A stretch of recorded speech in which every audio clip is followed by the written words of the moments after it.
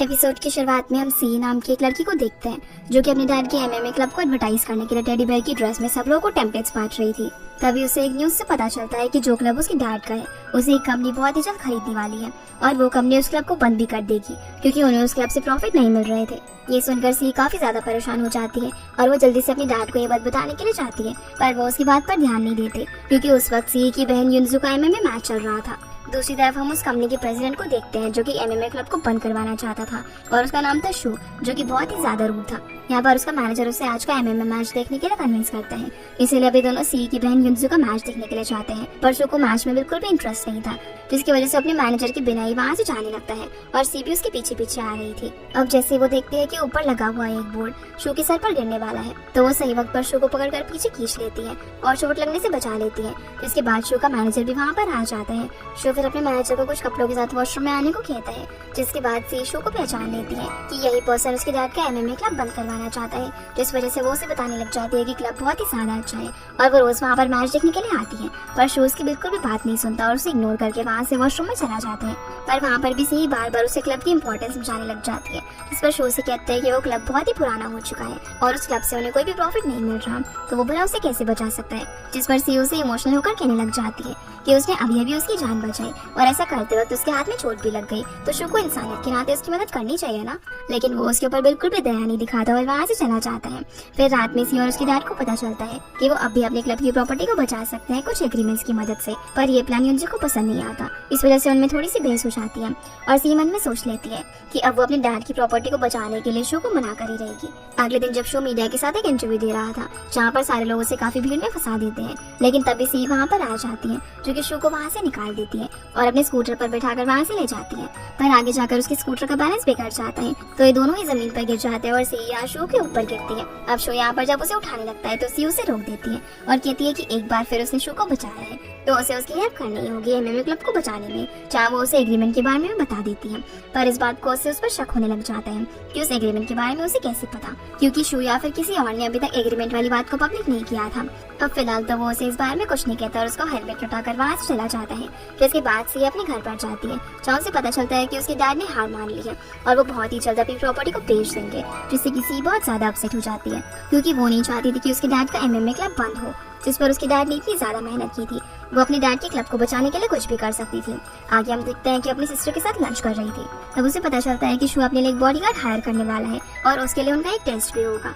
ये सुनकर सी वहाँ पर जाने की जिद करती है, पर उसके भाई बहन उसे मना करते हैं क्योंकि सी को भी एमएमए आता था, पर वो सिर्फ थ्योरी ही जानती थी और उसने कभी प्रैक्टिकल नहीं किया था। रात में सी अपनी फैमिली एल्बम देखकर काफी इमोशनल होकर डिसाइड करती है कि वो अपनी बड़ी बहन से एमएमए की ट्रेनिंग लेगी और शू की बॉडीगार्ड बनकर उसके साथ रहेगी ताकि वो उसके हर प्लान पर नजर रख सके।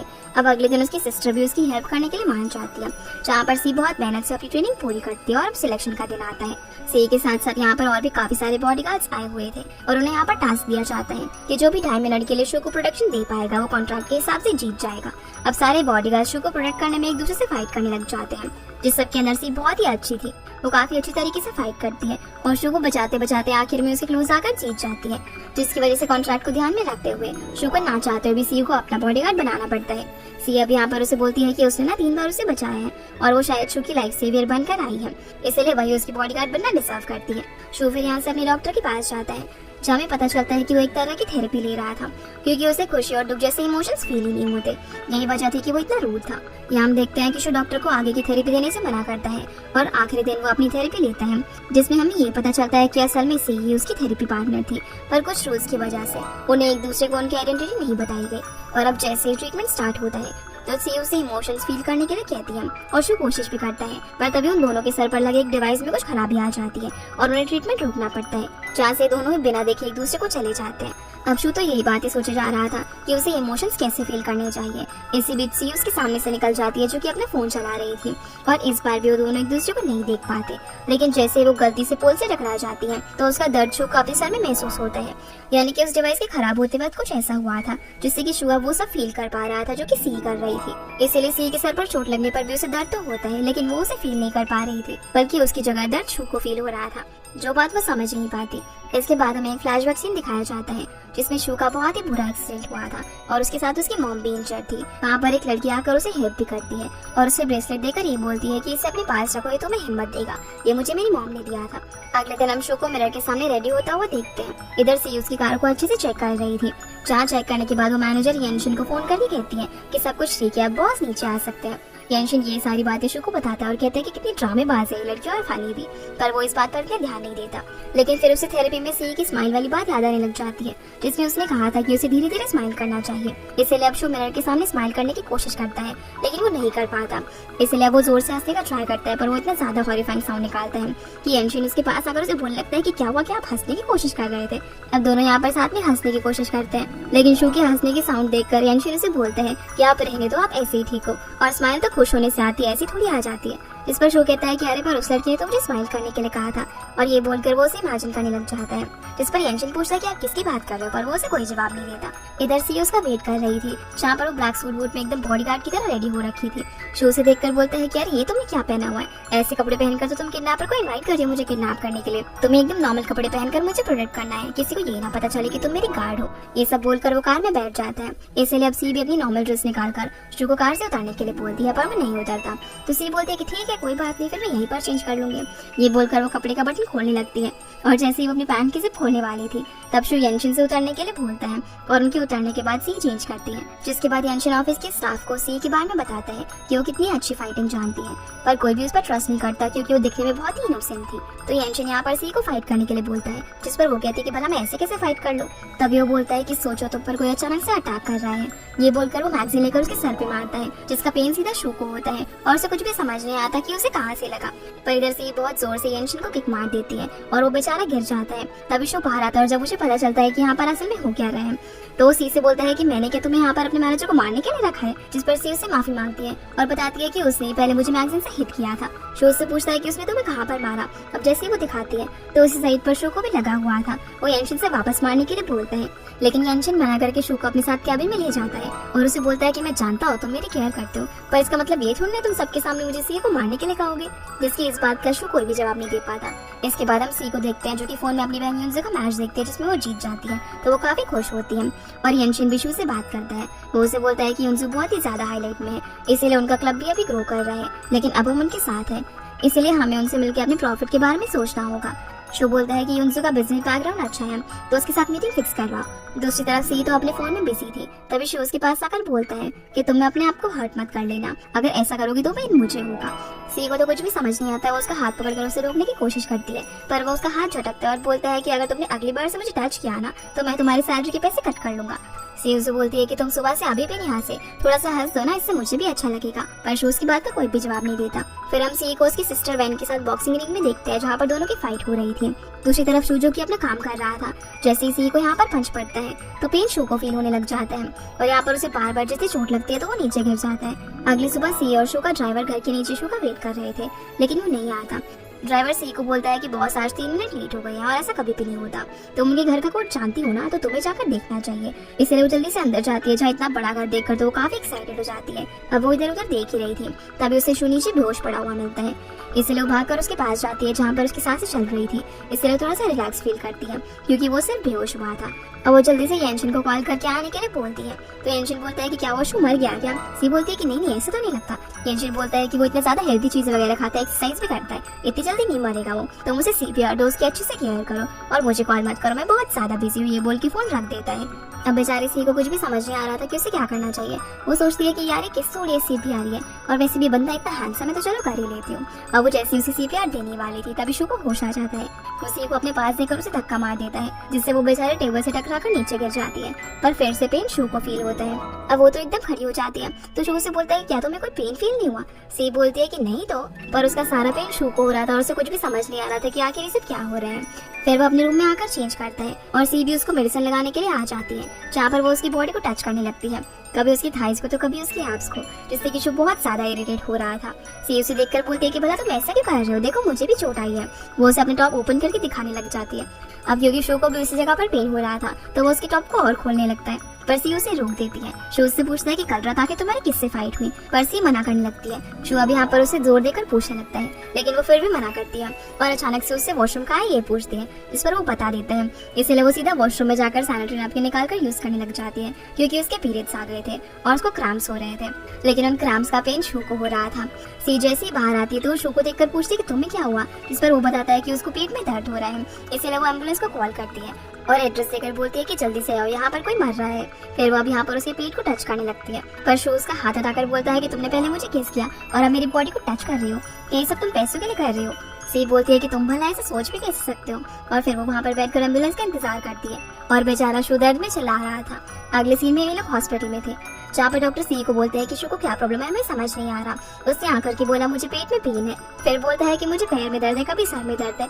अब मैं उसे क्या मेडिसिन दूं मुझे समझ में नहीं आ रहा। इसलिए अब सी शू के पास जाकर उसे बोलती है कि तुम क्लियरली बोलो ना, तुम्हें हो क्या रहा है। अब जैसे शू से सब कुछ बताने लगता है, सी सोचती है कि ये सब तो वैसे हो रहा है जैसे कि पीरियड्स में होता है। इसीलिए वो वही सारी रेमेडी अपनाती है जो कि वो खुद करती थी, जिससे कि शू को थोड़ा सा रिलीफ मिलता है और सी जल्दी से बाहर निकलती है। वो आकर एक स्टोर में जाकर बहुत सारे स्नैक्स लेती है और हॉस्पिटल में आकर उसे पेन किलर देती है जो कि वो पीरियड्स में खाती है, जिससे कि शू को काफी अच्छा लगने लगता है और उससे पूछता है कि ये मेडिसिन तुम कहाँ से लाई, तो बहुत ही जल्दी असर कर गई। तो सी बोलती है कि ये सब पीरियड्स के इफेक्ट है। जो सुनकर फांसी के बेड पर एक ओल्ड मैन में घूरने लग जाता है और बोलता है कि हे भगवान, आजकल कैसी कैसी चीजें देखने को मिलेंगी। शू यहाँ पर उससे पूछता है कि क्या तुम पीरियड्स में हो और तुम्हें कब, आज सुबह जब मैं वॉशरूम गई थी ना। जो सुनकर सी बहुत ज्यादा ऊपर हो जाती है, बोलती है कि सब पर्सनल बात है, तुम ये सब क्या पूछ रहे हो। लेकिन वो उसे बार बार पूछता है, जो देखकर वो ओल्ड मैन उन्हें दोबारा से घूरने लग जाता है। फिर शू उसको खींचकर बेड पर लिटा लेता है और उसे बोलता है कि तुम्हें पेन नहीं होता। सी भी अब यहाँ पर सोचने लग जाती है कि इस मंथ है ना उसे पेन ही नहीं हो रहा है, और उन्हें यहाँ पर फिर से वो ओल्ड मैन ऑकवर्ड पोजीशन पे बेड में देख लेता है। शू फिर चेक करने के लिए सी के गाल बहुत ही जोर से खींचने लगता है, लेकिन उससे सी को कोई फर्क नहीं पड़ता, पर पेन शू को हो रहा था और सी शर्मा कर यहाँ से चली जाती है। अब थोड़ी देर बाद शू को डिस्चार्ज मिल जाता है और दोनों हॉस्पिटल से बाहर आ रहे थे, जहाँ पर शू सोच रहा था कि आखिर ऐसा कैसे हो सकता है कि उसके सारे पेन मुझे हो रहे हैं और मैं भला उसके दर्द को क्यों टॉलरेट करूं। पर इधर सी तो ये सोच रही होती है कि क्या ये मुझे पसंद करने लगा है, इतनी केयर क्यों कर रहा है मेरी, मैं इतनी ज्यादा चार्मिंग जो ना, शायद ये मेरे प्यार में पागल हो गया है। तभी शो से पूछता है कि मेरी कार कहाँ है, तो सी को याद आता है कि उसने अभी तक ड्राइवर को कॉल नहीं किया है, इसलिए वो ड्राइवर को कॉल करती है। अब दोनों जब बाहर की तरफ आ रहे थे तब वहाँ पर एक छोटी बच्ची का बलून पेड़ पर अटक जाता है, तो सी उसकी हेल्प करने के लिए पेड़ पर चढ़ती है और उतरते वक्त उसके हाथ में कट हो जाता है, जिसका पेन शू को हो रहा था। वो सी के पास जाता है क्योंकि वो गिरने वाली थी और उसे कैच कर लेता है। सी भी अब यहाँ पर बच्ची को बलून वापस करती है और वो बच्ची भी थैंक्स बोल के चली जाती है, जिसके जाते ही शू सी को बोलता है कि तुम्हें भला किसने बोला था बंदर की तरह पेड़ पर चढ़ने के लिए। तो सी बोलती है कि तुम्हें भला ये सब इतना रूड होकर बोलने की क्या जरूरत है। शू बोलता है कि देखो जरा, तुम्हें चोट भी लग गई है और अगर तुम नीचे गिर जाती तो कितना पेन होता। तो सी बोलती है कि अरे गिरती तो मैं गिरती है ना, तो तुम्हें क्यों दर्द हो रहा है और आगे तुम मेरी इतनी केयर क्यों कर रहे हो। पर शू को यहाँ पर बहुत ही गुस्सा आ जाता है। वो बोलता है कि मैं तुम्हारी कोई केयर नहीं करना, मुझे तुमसे कोई मतलब नहीं है। उसी वक्त उसे सी की बोली हुई बात याद आती है कि जब उससे गुस्सा है तो वो किसी भी चीज को जोर जोर से पंच करे, इसलिए वो पेड़ पर जोर जोर से पंच करता है। तो सी बोलती है कि क्या तुम गुस्सा हो, जिस पर शू हाँ बोलता है और उसे बोलता है कि आगे से अपनी बॉडी को हर्ट मत होने देना, उससे मुझे पेन होगा। इस पर सी बोलती है कि क्या आप मुझे पसंद करते हो, जिसकी ये बात सुनकर वो उसे गुस्से में जाने के लिए बोलता है। जिसके बाद हम देखते हैं कि शू और येनशन बेन नाम के एक आदमी से मीटिंग कर रहे थे और सी बाहर खड़े होकर उन्हें सुन रही थी। दोनों असल में किसी हेज ग्रुप के बारे में बात कर रहे थे। मिस्टर बेन को हेज ग्रुप के चेयरमैन मिस्टर वू के खिलाफ काफी सारे एविडेंस मिले थे, ये लोग इसी बारे में बात कर रहे थे। शू मिस्टर बेन को बोलता है कि मिस्टर वू ने आपके साथ क्या किया था वो याद रखे, अपना डिसीजन लेना। अगले सीन में हम मिस्टर वू को देखते हैं जिसके पास एक आदमी आकर शेयर्स की बात कर रहा था, तो वो उस आदमी पर नजर रखने के लिए बोलता है। अब जब शू बाथरूम में था तो सी उसका वेट कर रही थी और वहाँ पर एक बच्चा स्केटिंग भी कर रहा था जो कि सी के पैर के ऊपर से गुजर जाता है, लेकिन इसका दर्द शू को होता है जिस वजह से वो चिल्लाने लगता है और उसकी आवाज सुनकर सी अंदर आ जाती है, जिसे यहाँ पर देखकर वो अपनी पैंट की जिप बंद करने लगता है, लेकिन वो बंद ही नहीं होती और टूट जाती है। तभी सी उसके पास आकर पूछने लगती है कि आपको कहाँ चोट लगी है, आप ठीक तो हो ना। पर तभी वहाँ पर येनशन भी आ जाता है, जिसे देखकर सी को रियलाइज होता है कि ये तो मेल वॉशरूम है, इसलिए वो अपना मुंह छुपाकर यहाँ से बाहर भाग जाती है और इन दोनों को यहाँ पर देखकर येनशन भी अपनी आंखें बंद करके टॉयलेट में चला जाता है। शू फिर येनशन को बोलता है कि तुमने यहाँ जो देखा ऐसा कुछ भी नहीं था, तो येनशन बोलता है कि हाँ मैंने कुछ भी नहीं देखा। आगे हम देखते हैं कि सी की फैमिली सी का वेट कर रही थी और सब युनजू की जीतने की खुशी में सेलिब्रेट कर रहे थे और युनजू को ऐसे उसका वेट करना अच्छा नहीं लग रहा था। सी के आते ही वो सबको सॉरी बोलती है और केक कट करने के लिए बोलती है, पर उसके आते ही युनजू वहाँ से उठकर चली जाती है और बोलती है कि आप जिसका वेट कर रहे हैं वो आ गई है तो सेलिब्रेट कर लीजिए। जो सुनकर सभी लोग उसे देखने लग जाते हैं। डैड बोलते हैं कि वो मैच के बाद ना थक गई होगी इसलिए चली गई, अब चलो हम लोग सेलिब्रेट करते हैं और सब लोग एंजॉय करते हैं। पर युनजू इस सबसे बिल्कुल भी खुश नहीं थी और वो कुछ सोचने लगती है। सीन अब यहाँ से फ्लैशबैक में जाता है। युनजो के पास एक आदमी आता है और बोलता है कि कोच ने तुम्हारे साथ कोई भी कॉन्ट्रैक्ट साइन नहीं किया था, तो तुम एक इलीगल एम्प्लॉय की तरह काम कर रही हो। युनजो बोलती है कि डैड ने बोला कि फैमिली में कॉन्ट्रैक्ट की कोई जरूरत नहीं है। तो वो आदमी बोलता है कि लेकिन तुम उनकी अडॉप्टेड बेटी हो, तुम तो यहाँ पर मार खा रही हो, दर्द सहन कर रही हो और इतना कुछ फेस कर रही हो, पर उनकी खुद की बेटी एक नॉर्मल कॉलेज गर्ल की तरह अपनी लाइफ एंजॉय कर रही है। और तुम अगर ब्लैक ड्रैगन क्लब ज्वाइन कर लोगी तो हम तुम्हें खुद का अपार्टमेंट देंगे, एक बहुत ही अच्छी लाइफ तुम जी पाओगी। और इन्हीं सब के बारे में उनसे सोचने लग जाती है। इधर हम देखते हैं कि जब सी सोने के लिए आती है तो उसके बेड पर एक ब्रेसलेट था जो कि उसकी मॉम ने 2 बनाए थे। इसीलिए सी ने एक ब्रेसलेट तो अपने पास रखा था और दूसरा युनजो को दिया था। सी युनजो से पूछती है कि तुमने मुझे वापस क्यों किया, तो युनजो बोलती है कि तुमने अपना वाला खो दिया था, इसीलिए ये ले लो, वैसे भी तुम्हारी मॉम ने तुम्हें दिया था तो इसका मैं क्या करूंगी। इसीलिए अब सी उसे रख लेती है। अब अगले दिन जब सी जॉगिंग कर रही थी, इधर शू भी एक जगह पर आता है जहाँ पर उसे सी की बात याद आती है जो कि उसने थेरेपी के टाइम उसे बोली थी कि सिटी के बीच में एक फाउंटेन है और वहाँ पर काफी सारे लोग हैं, जिनमें से कोई खुश है तो कोई उदास है तो कोई गुस्सा है, और आपको इमोशंस फील नहीं होते ना तो आप वहाँ पर जाके सबको देख सकते हो। और उस फाउंटेन को ढूंढते हुए शू वहाँ पर आ जाता है। उसी जगह पर सी भी जॉगिंग कर रही थी पर दोनों एक दूसरे को नहीं देखते। तब शू से बोलता है कि मुझे विशिंग पॉइंट की तरफ जाना है। फिर हम सी और उसकी एक सिस्टर को भी विशिंग पॉइंट के पास जाते हुए देखते हैं, जहाँ उसकी सिस्टर उसके हाथ में ब्रेसलेट देखकर बोलती है कि ये तो खो गया था ना। तब सी बोलती है कि पता नहीं क्यों इन दोनों मुझे वापस कर दिया। तो उसकी सिस्टर कहती है कि वो ना तुमसे दूर रहना चाहती है इसीलिए। अब क्योंकि सी को यहाँ पर विश मांगना था पर उसके पास कॉइन ही नहीं था, इसीलिए वो उसी ब्रेसलेट से विश मांगने का सोचती है और वो अपनी फैमिली के हमेशा साथ रहने की विश मांग कर वापस से जॉगिंग करने लग जाती है। तभी वहाँ पर शू आता है तो येंशिन बोलता है कि आप यहाँ पर विश मांगो, उससे शायद वो लड़की आपको मिल जाए। शू बोलता है कि अच्छा अगर ऐसा होता तो लोग भला मेहनत ही क्यों करते, विश मांग कर अपनी सारी चीजें पूरी कर लेते। पर येंशिन यहाँ पर विश मांगता है और कॉइन पानी में डालता है। तभी शू की नजर उस ब्रेसलेट पर जाती है, जिसे जाकर वो उस पॉन्ड के अंदर उठा लेता है और सबसे जाके इस बार में पूछने लगता है, पर उसे कुछ भी पता नहीं चलता। फिर जब वो घर आता है तो हम देखते हैं कि उसके पास उसी ब्रेसलेट का दूसरा हिस्सा था। वो बोलता है कि उस लड़की ने कहा था कि उसकी मॉम ने 2 बनाए थे, एक मेरे पास है और दूसरा उसके पास। वही एक इंसान है जो कि 3 साल से मेरे साथ है और मुझे उसे ढूंढना है। येंशिन बोलता है कि आपने उसका ब्रेसलेट उठा लिया, जिससे उसकी विश पूरी नहीं होगी और शू को सोचने लगता है। इधर हम सी को भागते हुए देखते हैं, तभी उसे शू का कॉल आता है। वो उसे बोलता है कि अगर तुम 3 मिनट में नहीं आई ना तो मैं तुम्हें फायर कर दूंगा। अब वो भागते हुए शू के ऊपर आकर गिर जाती है और बोलती है कि मैं सिर्फ 3 सेकंड लेट हूँ। फिर उसे हक करके बोलती है कि प्लीज मुझे एक और चांस दे दो। पर शू को बहुत ज्यादा गुस्सा आता है और वापस से कार पे मारता है क्योंकि वह एक्सप्रेस नहीं कर सकता था। पर सी उसे फिर भी नहीं छोड़ती। तो शू बोलता है कि अगर तुमने अब भी मुझे नहीं छोड़ा ना तो मैं सच में तुम्हें निकाल दूंगा। इसलिए वो उसे छोड़ देती है और अभी दोनों ऑफिस के लिए निकलते हैं। फिर जब शू अपने कैबिन में था तो वहाँ पर मिस्टर वू आते हैं और क्योंकि शू ने एच मीडिया का शेयर खरीदा था इसलिए मिस्टर वू उसे वहाँ का जनरल मैनेजर बनाना चाहते थे, जिससे कि शू यहाँ का चेयरमैन बनने के बाद में भूल जाए। पर शू उस कॉन्ट्रैक्ट को फाड़ देता है और बोलता है कि मैंने एच मीडिया को उसके लॉस में हेल्प किया था और उसमें मेरा हक है, तो मुझे जो करना है वो मैं करूंगा। ये सब सुनकर मिस्टर वू यहाँ से चले जाते हैं। अब हम यहाँ से एक फ्लैशबैक देखते हैं जिसमें मिस्टर वू शू के डैड को कंपनी बेचने के लिए बोल रहे थे, पर उसके डैड ऐसे नहीं चाहते थे और वो उन पर जोर देने लगे। और साथ ही साथ लॉस के टाइम पर मिस्टर वू ने उसके डैड का काफी फायदा उठाया।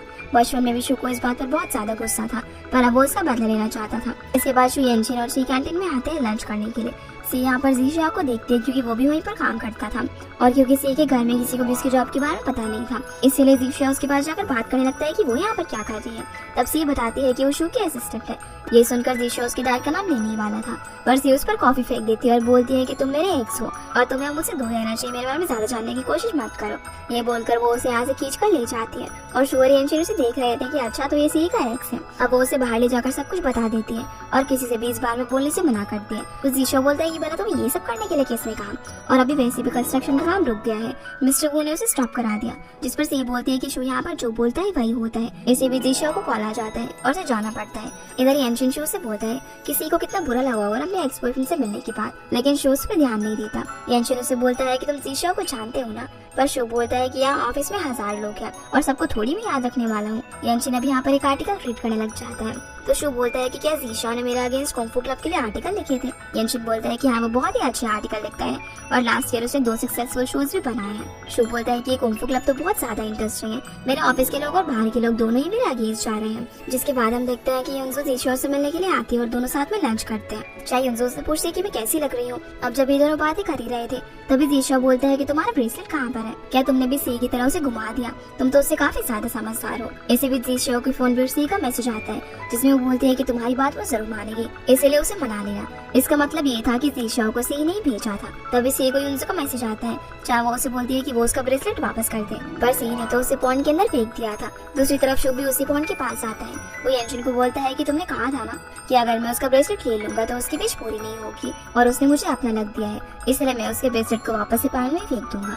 जो सुनकर यंशिन यहाँ से चला जाता है। तभी सी भी पॉन्ड के पास आकर अपना ब्रेसलेट ढूंढ रही थी जो कि उसे नहीं मिल रहा था, इसलिए वो कॉइन से विश मांगती है कि उसे उसका ब्रेसलेट वापस मिल जाए। दोनों यहाँ पर एक साथ कॉइन और ब्रेसलेट को फेंकते हैं और शु यहाँ से चला जाता है। सीना फिर से युनसो और जीशो पर आता है। जब जीशो उससे बोलता है कि क्या तुम्हें अब अच्छा नहीं लगता फाइट करने से, तो युनसो बोलती है कि मुझे जो करना है वो इस क्लब में नहीं होगा और कोच को मिक्स मार्शल आर्ट्स भी नहीं आते। जीशो बोलता है कि तुम तो ना डैड बोलती थी ना सी की तरह, तो युनसो कहती है कि क्योंकि मुझे किसी के सामने अनाथ नहीं देखना और मुझे उस घर में अब नहीं रहना, मुझे सी के साथ बेडरूम शेयर करना पड़ता है। जीशो उसे यहाँ पर समझाने लगता है वो सब तुम्हारी फैमिली है, तुम्हें खुश देखना चाहते हैं, तुम क्यों बार ये सब सोच रही हो। युनसो को यहाँ पर पता चल जाता है कि सी और जीशो मिले हुए हैं, इसलिए वो उससे पूछती है कि अगर मैं कुंफू छोड़ दूं तो क्या फिर भी तुम मुझसे ऐसे मिलोगे, जिस बात का उसके पास कोई भी जवाब नहीं था। इधर सी ब्रेसलेट ढूंढ रही थी जो कि उसे फाइनली मिल जाता है, जिसे लेकर वो क्लब की तरफ जाने लगती है। फिर हम क्लब का सीन देखते हैं जहाँ पर मिस्टर ली यानी कि सी की डैड सबको प्रैक्टिस करा रहे थे। तभी वहाँ पर युनसो आती है जहाँ उसके डैड उसको प्रैक्टिस के लिए बोलते हैं। तो युनसो कहती है कि यहाँ पर कोई भी मेरे सामने फाइट करने के लायक नहीं है और मैं भला अकेले कैसे प्रैक्टिस करूँ।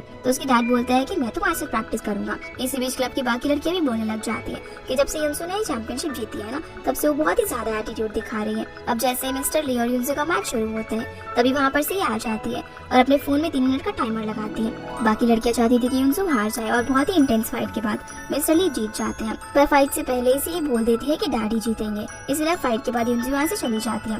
रात में से युनसो के पास आके उसे थैंक यू बोलती है क्योंकि युनसो जानबूझकर हार गई थी, और उसे वापस ब्रेसलेट लौटाकर बोलती है कि तुम मेरे मॉम डैड की सबसे प्रीशियस गिफ्ट हो और हम लोग हमेशा साथ रहेंगे। अगले दिन हम मिस्टर वो को देखते हैं जिसने की हेज कंपनी के सारे शेयर होल्डर की मीटिंग बुलाई थी और ये सब शू के अगेंस्ट मीटिंग करने वाले थे, पर तभी वहाँ पर शू आ जाता है और बोलता है कि मैं भी शेयर होल्डर हूँ और मैं इस मीटिंग को अटेंड कर सकता हूँ। वो यहाँ पर ये भी बोलता है कि मेरे शेयर तुम लोगों से ज्यादा है, क्योंकि एक शेयर होल्डर था जिसने शू से उधार लिया था और वो उसे चुका नहीं पाया, इसलिए उसने उसे अपने शेयर्स बेच दिए और अब मैं इस कंपनी का चेयरमैन बनने वाला हूँ। मिस्टर वू के पास अब और कोई रास्ता नहीं था। शू से बोलता है कि कुछ लोगों को मेहनत करने की जरूरत नहीं है, कुछ लोग सुपीरियर बॉर्न होते हैं। तभी फ्लैशबैक पे हम देखते हैं कि शू के डैड मिस्टर वू से बहुत ही मिन्नत कर रहे थे क्योंकि वो लॉस में थे, पर मिस्टर वू उनकी हेल्प करने की जगह उनसे उनकी कंपनी ले ली। प्रेजेंट में सारे मीडिया वाले मिस्टर वू को आगे पूछने लगते हैं कि क्यों उन्होंने अपनी चेयरमैन की पोजीशन छोड़ दी, पर वो कोई भी जवाब नहीं देता। पर शू बोलता है कि उसने अपनी चेयरमैन की पोजीशन अच्छे से नहीं संभाली, इसलिए आज से मैं हेज कंपनी का चेयरमैन हूँ।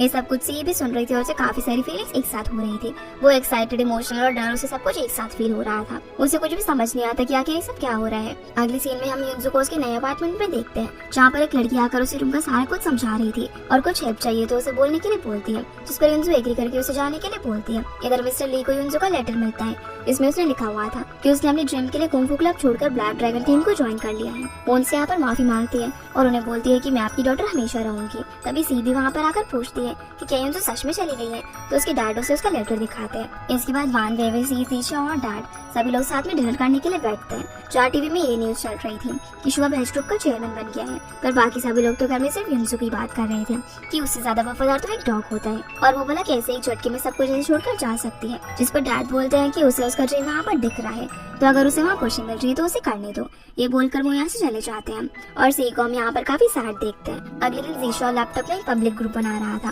पर तभी वहाँ पर एक एम्प्लॉय आता है जिसे देखकर वो लैपटॉप बंद करके मीटिंग के बारे में पूछता है, जहाँ वो एम्प्लॉय बताता है कि कंपनी बहुत सारे डिपार्टमेंट को डिसबैंड करने वाली है और उन सारे डिपार्टमेंट के हेड को 3 मिनट में प्रेजेंटेशन देना होगा। अगर उन्हें पसंद आया तो ठीक, नहीं तो जॉब से हाथ धोना पड़ेगा। इधर हम देखते हैं कि शू सभी को 3 मिनट का टाइम देता है, पर कोई भी इतनी जल्दी फिनिश नहीं कर पाता, इसलिए वो सबको फायर करने लगता है। तभी वहाँ पर एडवर्टाइजमेंट डिपार्टमेंट का एक स्टाफ आता है और उसे गिड़गिड़ाने लगता है कि उसे उसकी बेटी की सर्जरी करानी है। पहले से ही लॉस की वजह से उसकी सैलरी कट हो गई है और अगर अभी उसकी जॉब भी चली गई तो वो उनके बेटे को बचा नहीं पाएंगे। पर शू को इस बात से कोई फर्क नहीं पड़ता, उल्टा वो बोलता है कि तुम अपने काम से नहीं बल्कि मुझे इमोशनल करके अपनी जॉब बचाना चाहते हो। जिससे गुस्से में वो आदमी एक फ्लावर पॉट लाकर शू को मारने के लिए जाता है, पर उसके सामने सी आ जाती है जहाँ शू उसे अपने सामने से हटा देता है। पर फिर येनशिन आ जाता है तो पॉट उसे लग जाता है। जाता है, जो देखकर गार्ड्स उस आदमी को उठाकर यहाँ से ले जाते हैं। जिसके बाद से शू से बोलती है कि तुम भला 3 मिनट के टाइम से किसी को कैसे जज कर सकते हो, किसी की लाइफ की क्या तुम्हारे पास कोई कीमत नहीं है, और उसे बहुत ही बुरा भला बोलने लग जाती है। पर शू उसे भी 3 मिनट का टाइम देकर बोलता है कि तुम मुझे एक रीजन दो उसको इस कंपनी में जॉब देने के लिए, जिस पर सी कुछ भी नहीं बोल पाती और शू वहाँ से जाने लगता है। फिर सी बोलती है कि तुम बहुत ही खड़ूस हो, तो शू से फिर से बोलता है कि मैं ना तुम्हें 3 मिनट का टाइम देता हूँ, यहाँ से निकल जाओ वरना मैं तुम्हें फायर कर दूंगा। इसलिए यंशिन सी को वहाँ से ले जाता है। इसके बाद हम फ्लैशबैक का सीन देखते हैं, जिसमें एक आदमी शू से बहुत ही रिक्वेस्ट कर रहा था, पर शू उसके बिना कोई मदद किए चला जाता है और उसकी कार में उसकी मम्मी सब कुछ देख रही थी। उसकी मॉम बोलती है कि ये लोग तो तुम्हारे डैड की हेल्प नहीं कर पाए, पर अब तुम्हें इनकी हेल्प करनी चाहिए। जिनकी बात मानकर वो मदद करने के लिए मान जाता है, पर तभी एक ट्रक आकर उनकी कार को टक्कर मार देता है। सीना प्रेजेंट में आता है, जहाँ पर यंशिन सी को ये सब कुछ बता रहा था और बोलता है कि बहुत कम टाइम में उसने ये सब कुछ होते हुए देखा, इसलिए वो सबको 3 मिनट का टाइम देता है। जो सुनकर सी जोर जोर से रोने लगती है और बोलती है कि शो कितना पिटीफुल है। पर यंशिन बोलता है कि तुम ऐसे क्यों रो रही हो, तो सी बताती है कि डॉक्टर ने बोला कि मैं नॉर्मल लोगों से ज्यादा इमोशंस फील कर सकती हूँ और अभी मुझे बहुत ज्यादा रोने का मन कर रहा है। तो यंशिन उसे चुप कराने लग जाते हैं। फिर वो अपने चोट पर मेडिसिन लगा रहा था, पर उसे अच्छे से नहीं हो रहा था, इसलिए वो शो की हेल्प लेता है। पर क्योंकि शो को तो कोई फीलिंग्स ही नहीं आती, इसलिए वो ऐसी मेडिसिन लगाने लग जाता है। पर यंशिन को बहुत जलन हो रही थी, तो वो शो को बोलता है कि तुम छोड़ो, तुमसे नहीं होगा। शो से यहाँ पर बोलता है कि अगर कभी किसी ने मेरी गर्दन पर चाकू रखा तो क्या तुम मुझे बचाओगे। जिस पर शो बोलता है कि फीलिंग्स नहीं है मुझ में, पर मेमोरीज तो है ना, तो मेरे बचपन की सबसे अच्छी दोस्त हो, तो मैं तुम्हें जरूर बचाऊंगा। जिस पर यंशिन बोलता है कि तुम सी को पसंद करने लगे हो ना, क्योंकि कभी तुमने किसी की इतनी हेल्प नहीं की और तुमने उसे आज पॉट लगने से भी बचाया। पर शो बोलता है कि ऐसा कुछ भी नहीं है, अगर उससे कुछ होता ना तो मुझसे पेन होता, इसीलिए मैंने उसे बचाया। पर यंशिन इस सब पर यकीन नहीं करता और डॉक्टर को जाकर इस सब के बारे में पूछने के लिए बोलता है। इसलिए अब दोनों डॉक्टर के पास जाते हैं, जहाँ पर शो अपनी प्रॉब्लम डॉक्टर को बताता है। पर डॉक्टर बोलता है कि तुम्हें हेलुसिनेशन हो रहे हैं, जैसे कि कभी कभी गर्लफ्रेंड या वाइफ पीरियड्स में हो तो उनका पेन फील होता है, या फिर वो प्रेग्नेंट हो तो उनकी तरह सिम्टम्स आते हैं। लेकिन डॉक्टर की बातों से शो बिल्कुल भी सेटिस्फाइड नहीं था। वो बोलता है कि मुझे कोई हेलुसिनेशन नहीं हो रहा है। यंशिन बोलता है कि डॉक्टर आपने इसे कुछ अच्छी दवाइयाँ दे दो, क्योंकि यहाँ पर इन लोगों को लग रहा था कि शो का दिमाग खराब हो गया है। फिर ये लोग यहाँ से चले जाते हैं। बाहर आकर शो बोलता है मैं तुमसे बोल रहा हूँ ना कि मुझे कोई हेलुसिनेशन नहीं हो रहा है, और फिर भी तुम मुझ पर ट्रस्ट नहीं करते। यंशिन बोलता है कि ऐसा नहीं है, मैं करता हूँ, और तुम अगर सी को फायर कर दोगे तो उसे अगर कुछ हुआ तो पेन तो तुम्हें भी फील होगा ना, तो इससे अच्छा है कि तुम उसे अपनी आंखों के सामने रखो। जिस बारे में वो सोचने लग जाता है। इसी बीच यंशिन को कॉल आता है, जिसमें बात करने के बाद वो फटाफट से अपना फोन चेक करता है, जिसमें एक पब्लिक अकाउंट से शो के अगेंस्ट 3 आर्टिकल्स पोस्ट किए गए थे। ये अकाउंट नया था, लेकिन फिर भी लोग उससे काफी ज्यादा इन्फ्लुएंस थे। इस पर शो बोलता है कि ठीक है, तो फिर आज ही हम कुंग फू क्लब में जाएंगे। पर यंशिन बोलता है कि अभी इसे पोस्टपोन कर दो, लेकिन शो बोलता है कि नहीं, हम लोग आज ही जाने वाले। सी को देखते हैं, जो कि जीशो से मिलने के लिए आई हुई थी, और दोनों साथ में लंच करते हैं। तभी जीशो से बोलता है कि वो शो के लिए काम ना करे। उसने अपनी जॉन नाम के असिस्टेंट को काम से निकाल दिया था, क्योंकि उसने एक दिन की छुट्टी ली थी और वो उस समय हॉस्पिटल में थी। पर सी बोलती है कि शो बहुत ही पिटीफुल है। दिशा बोलता है कि नहीं, वो सिर्फ एक हार्टलेस इंसान है और उसके साथ तुम्हारा रहना ठीक नहीं है। सी बोलती है कि मुझे कुंगू की हेल्प करनी है और युनसे भी अब नहीं है, डैड भी ओल्ड हो गए हैं, मुझे जॉब भी करनी है उनकी हेल्प के लिए। जीशा बोलता है कि मैं हेल्प करूंगा, तुम छोड़ो। सी उसे बोलती है कि तुम क्या हमेशा मेरी हेल्प करोगे, जिस पर वो हाँ बोलता है। जिसकी ये बात सुनकर ऐसा लगता है कि मानो वो सी को पसंद करता हो, लेकिन सी इस बात को सीरियसली नहीं लेती। अब हम जिम का सीन देखते हैं, जहाँ पर मिस्टर ली सबको प्रैक्टिस करवा रहे थे। वहाँ पर बहुत सारे लोग आ जाते हैं और लड़कियां उनको जाकर अंदर आने से रोकने लगती है। यहाँ पर यंशिन और शो भी आते हैं। तब मिस्टर ली उनसे बोलते हैं कि ये मेरा ड्रीम है, इसे मैं ऐसे कैसे छोड़ दूं। जिस पर शो कहता है कि अब तो युनसू भी यहाँ पर नहीं है, आप तो अपने चैंपियन को ही नहीं रख सकते, तो अब इसका क्या काम। वान बोलती है कि अगर वो यहाँ पर नहीं है तो क्या होगा, यहाँ पर बाकी लोग तो है ना जिन्होंने चैंपियनशिप नहीं जीते हैं, पर उन्हें भी तो अपने ड्रीम्स पूरे करने हैं। पर उसकी इस बात से भी शो को कोई फर्क नहीं पड़ता। वो बोलता है कि यंशिन, क्या मैं इस लड़की पर केस कर सकता हूँ, इससे मुझसे भला ऐसे क्यों बात की। पर यंशिन तो यहाँ पर फ्लर्टी वे में उससे बात करने लग जाता है। शो बोलता है कि इस जिम को तोड़कर यहाँ पर शॉपिंग मॉल बनाया जाएगा। शो अब यहाँ से जैसे ही निकलने लगता है तो पीछे से सारी लड़कियाँ उन आदमी और यंशिन को मारने लगती है। मिस्टर ली यहाँ पर उससे कुछ टाइम मांगते हैं। वो कुंगू को एक ड्रीम की तरह बनाना चाहते थे, पर शो बोलता है कि कितने साल और लगेंगे तुम्हें, 5, 10 या फिर 15, आपका ड्रीम कभी भी पूरा नहीं हो पाएगा। ये सुनते ही मिस्टर ली अनकॉन्शियस हो जाते हैं। इधर सी को विवी का कॉल आता है, इसलिए वो वहाँ से फटाफट निकलती है। अब हॉस्पिटल में यंशिन और वैन को देखते हैं, जहाँ पर यंशिन डॉक्टर को बोलता है देखिए इसने मुझे ना बहुत मारा, पर डॉक्टर बोलता है कि आपको तो कोई भी इंजरी नहीं आई। लेकिन यंशिन नहीं मानता और बहुत ड्रामे करने लगता है, इसलिए वैन वहाँ से चली जाती है। तब यंशिन उसके पास आकर उसे बोलता है कि मैं केस कर सकता हूँ तुम पर, तुमने मुझे मारा है। जो सुनकर वैन को बहुत ज्यादा गुस्सा आ रहा था। यंशिन अब उसे यहाँ पर अपने सोशल मीडिया पर ऐड करने के लिए बोलता है, पर वैन बोलती है कि तुमने इतना सब कुछ किया, तुम्हारी वजह से मिस्टर ली हॉस्पिटल में है। ये सब बोल के वो यहाँ से चली जाती है। पर यंशिन तो बस उसे पटाने में लगा हुआ था, क्योंकि वो उसे काफी ज्यादा पसंद आ गई थी। इसके बाद मिस्टर ली के पास सी और जीशा आते हैं जहाँ पर मिस्टर ली सारी बातें उन्हें बताते हैं और बोलते हैं कि अब हमारे हाथ में कुछ नहीं है, इसलिए वो सबको इसके बारे में सोचने से मना कर देते हैं। इसके बाद सी, बेबी और वैन बैठे हुए थे, जहाँ पर ये लोग इस सब के बारे में ही सोच रहे थे। वैन सी को बोलती है कि उसे शू की जॉब छोड़ देनी चाहिए। अब वो लोग तो शायद उसे मार ही डालेंगे, क्योंकि उसने कितने सारे लोगों के घर, जॉब वगैरह सब छीन लिए हैं। पर सी के पास और कोई रास्ता नहीं बचता पैसे इनकम करने का। अगले दिन सी, शू और यंशिन कार में ऑफिस जा रहे थे। तभी सी फोन में देखती है कि ऑफिस के बाहर बहुत ज्यादा भीड़ लगी हुई थी और सभी लोग यहाँ पर शू का वेट कर रहे थे। अब जैसे ही शू की कार बाहर आकर रुकती है तो सभी का ध्यान उसकी तरफ जाता है और साइड से एक टैक्सी निकल जाती है और शू की कार से यंशिन ग्लास और मास्क पहनकर बाहर निकलता है। रिपोर्टर उसे शू समझकर उसे सवाल जवाब करने लग जाते हैं, पर जैसे वो अपना मास्क खोलता है तो उसे देखकर सब वहाँ से जाने लगते हैं। एक रिपोर्टर बोलती है कि ये लाइव है, आप बताइए कि शू कहाँ पर है। तो यंशिन लाइव टीवी पर वैन से कॉल करने के लिए बोलता है और उसे जल्दी से जल्दी उसको मिलने के लिए बोलता है, वरना वो उसे सो कर देगा। जो सब कुछ वैन भी टीवी के अंदर देख रही थी, वो काफी एम्बैरेस होकर टीवी बंद कर देती है। इधर सी और शू बेसमेंट के रास्ते से ऑफिस के अंदर जाने लगते हैं, लेकिन वहाँ पर भी काफी सारे लोग थे और उनको घेर लेते हैं।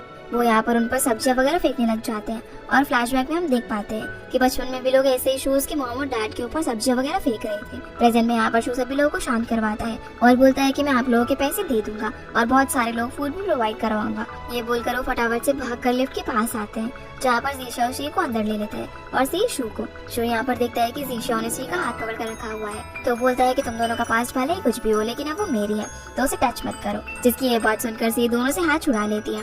जीशा बोलता है कि क्या आप इसके वजह से मुझे जॉब से निकाल देंगे, पर शू बोलता है कि तुम बहुत ही अच्छे एम्प्लॉय हो, तुम्हें निकाल के मुझे कोई प्रॉफिट नहीं है और दोनों के बीच कोल्ड वॉर हो जाती है। सी भी ये सब कुछ समझ रही थी, पर तभी लिफ्ट ओपन होती है और सी जीशा को उसके फ्लोर आ गया है ये बोलती है, इसलिए वो यहाँ से चला जाता है। अगले सीन में शू और यंशिन डिनर कर रहे थे। तभी यंशिन बोलता है कि जिसने तुम्हें हिट किया है हम उन सभी पर केस करेंगे। शू पूछता है कि सी कहाँ पर है, तो यंशिन बोलता है कि मैंने उसे घर भेज दिया, उसने बहुत ही मेहनत की आज, तो उसे पेन हो रहा होगा। पर शू बोलता है कि उसे कोई पेन नहीं है, अगर उसे पेन होगा तो मुझे भी पेन होगा। यंशिन को वापस से उसकी बातें बेसलेस लगती है, तो वो उसे भी छोड़कर बिल लेने के लिए चला जाता है। इधर हम सी को देखते हैं जो कि वान और बेबे के साथ रिंग में थी। दोनों यहाँ पर सी से पूछते हैं कि शू ने ऐसा क्यों बोला कि तुम उसकी हो, क्या वो तुम्हें पसंद करता है। तो सी बोलती है कि वो तो मुझे हर्ट ही नहीं होने देता। पर बेबे उन्हें ये सारी बातें छोड़कर प्रैक्टिस करने के लिए कहती है। प्रैक्टिस के दौरान वान उसे अचानक से हिट कर देती है, पर सी कोई भी रिएक्शन नहीं देती क्योंकि पेन तो उसकी जगह शू को हो रहा था। वैन अब यहाँ पर उसे बहुत हिट करने लगती है, पर सी को कोई भी पेन फील नहीं होता और बेबी भी ये चीज नोटिस करती है। लेकिन वहाँ बेचारे शू की हालत खराब होने लगती है। वो यंशिन को कॉल करता है। यंशिन बोलता है कि मुझे थोड़ा टाइम लगेगा, इसीलिए वेट करो, लेकिन शू अकेले ही वहाँ से निकल जाते हैं। वहीं बेबे सी से बोलती है कि तुम्हें पेन नहीं हो रहा, वान ने तुम्हें इतना हिट किया, लेकिन सी को थोड़ा सा भी पेन नहीं हो रहा था। वान उसे अब यहाँ पर फिर से हिट करती है, पर उसे कुछ भी नहीं होता क्योंकि सारा पेन शू को हो रहा था और वो जल्दी से ड्राइवर को गाड़ी चलाने के लिए बोलता है। और यहाँ पर वेवे अब फिर से उसे बहुत जोर से हिट करती है, लेकिन इससे भी कोई फायदा नहीं होता। वैन अब यहाँ पर वेवे को बोलती है कि तुम्हें तो कोई नहीं हरा सकता, तुम तो बहुत ही स्ट्रॉन्ग हो, इसलिए अभी दोनों ही मिलकर सी को हिट करने लग जाते हैं। लेकिन तभी वहाँ पर शू आ जाता है और आकर बोलता है कि तुम उसे हिट नहीं कर सकती, वो मेरी है। ये सुनकर सभी लोग शॉक हो जाते हैं। वो बोलता है कि अगर उसे इंजरी हुई तो पेन मुझे होगा।